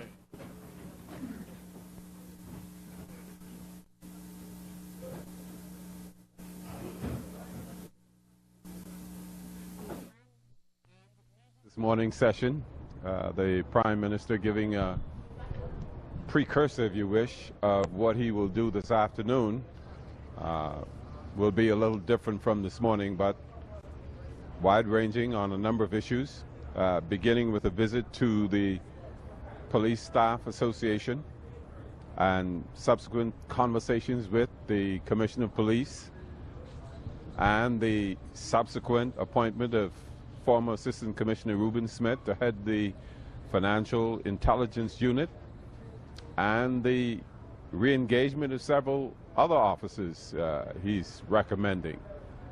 Former Superintendent Berkey Wright and former Officer Garth Johnson, both of whom are names in the local law enforcement community. Before that, of course, the Minister of National Security, the Honorable Dr. Bernard Nottage, also in a wide-ranging address, inviting the support of the Leader of the Opposition, who, on several instances, promised his support. Several of those included things like the closing down of cash for gold and the export of copper because they were presently in an unregulated state. Again, Prime Minister Christie this afternoon, he will wrap up the debate, and then we will go into the heads, and that will be it for the 2013-2014 budget debate. Again, a few other announcements from the Minister of National Security, a new acting superintendent of prisons, Patrick Wright, and of course, Mrs. Murray, the first female assistant superintendent of prisons. Among those announcements made today, also the fact that they are attempting to introduce cell blocking in the prison. Minister Nottage talking about the fact that there are prisoners in maximum security with cell phones. How is that possible? Again, we will hear some more from Minister Nottage in later newscasts. And when we come back at 3 o'clock this afternoon, Prime Minister Christie wrapping up the debate. And so on behalf of the team here at the Parliamentary Channel, I'm Anthony Newbold. We'll see you back here at 3 o'clock this afternoon.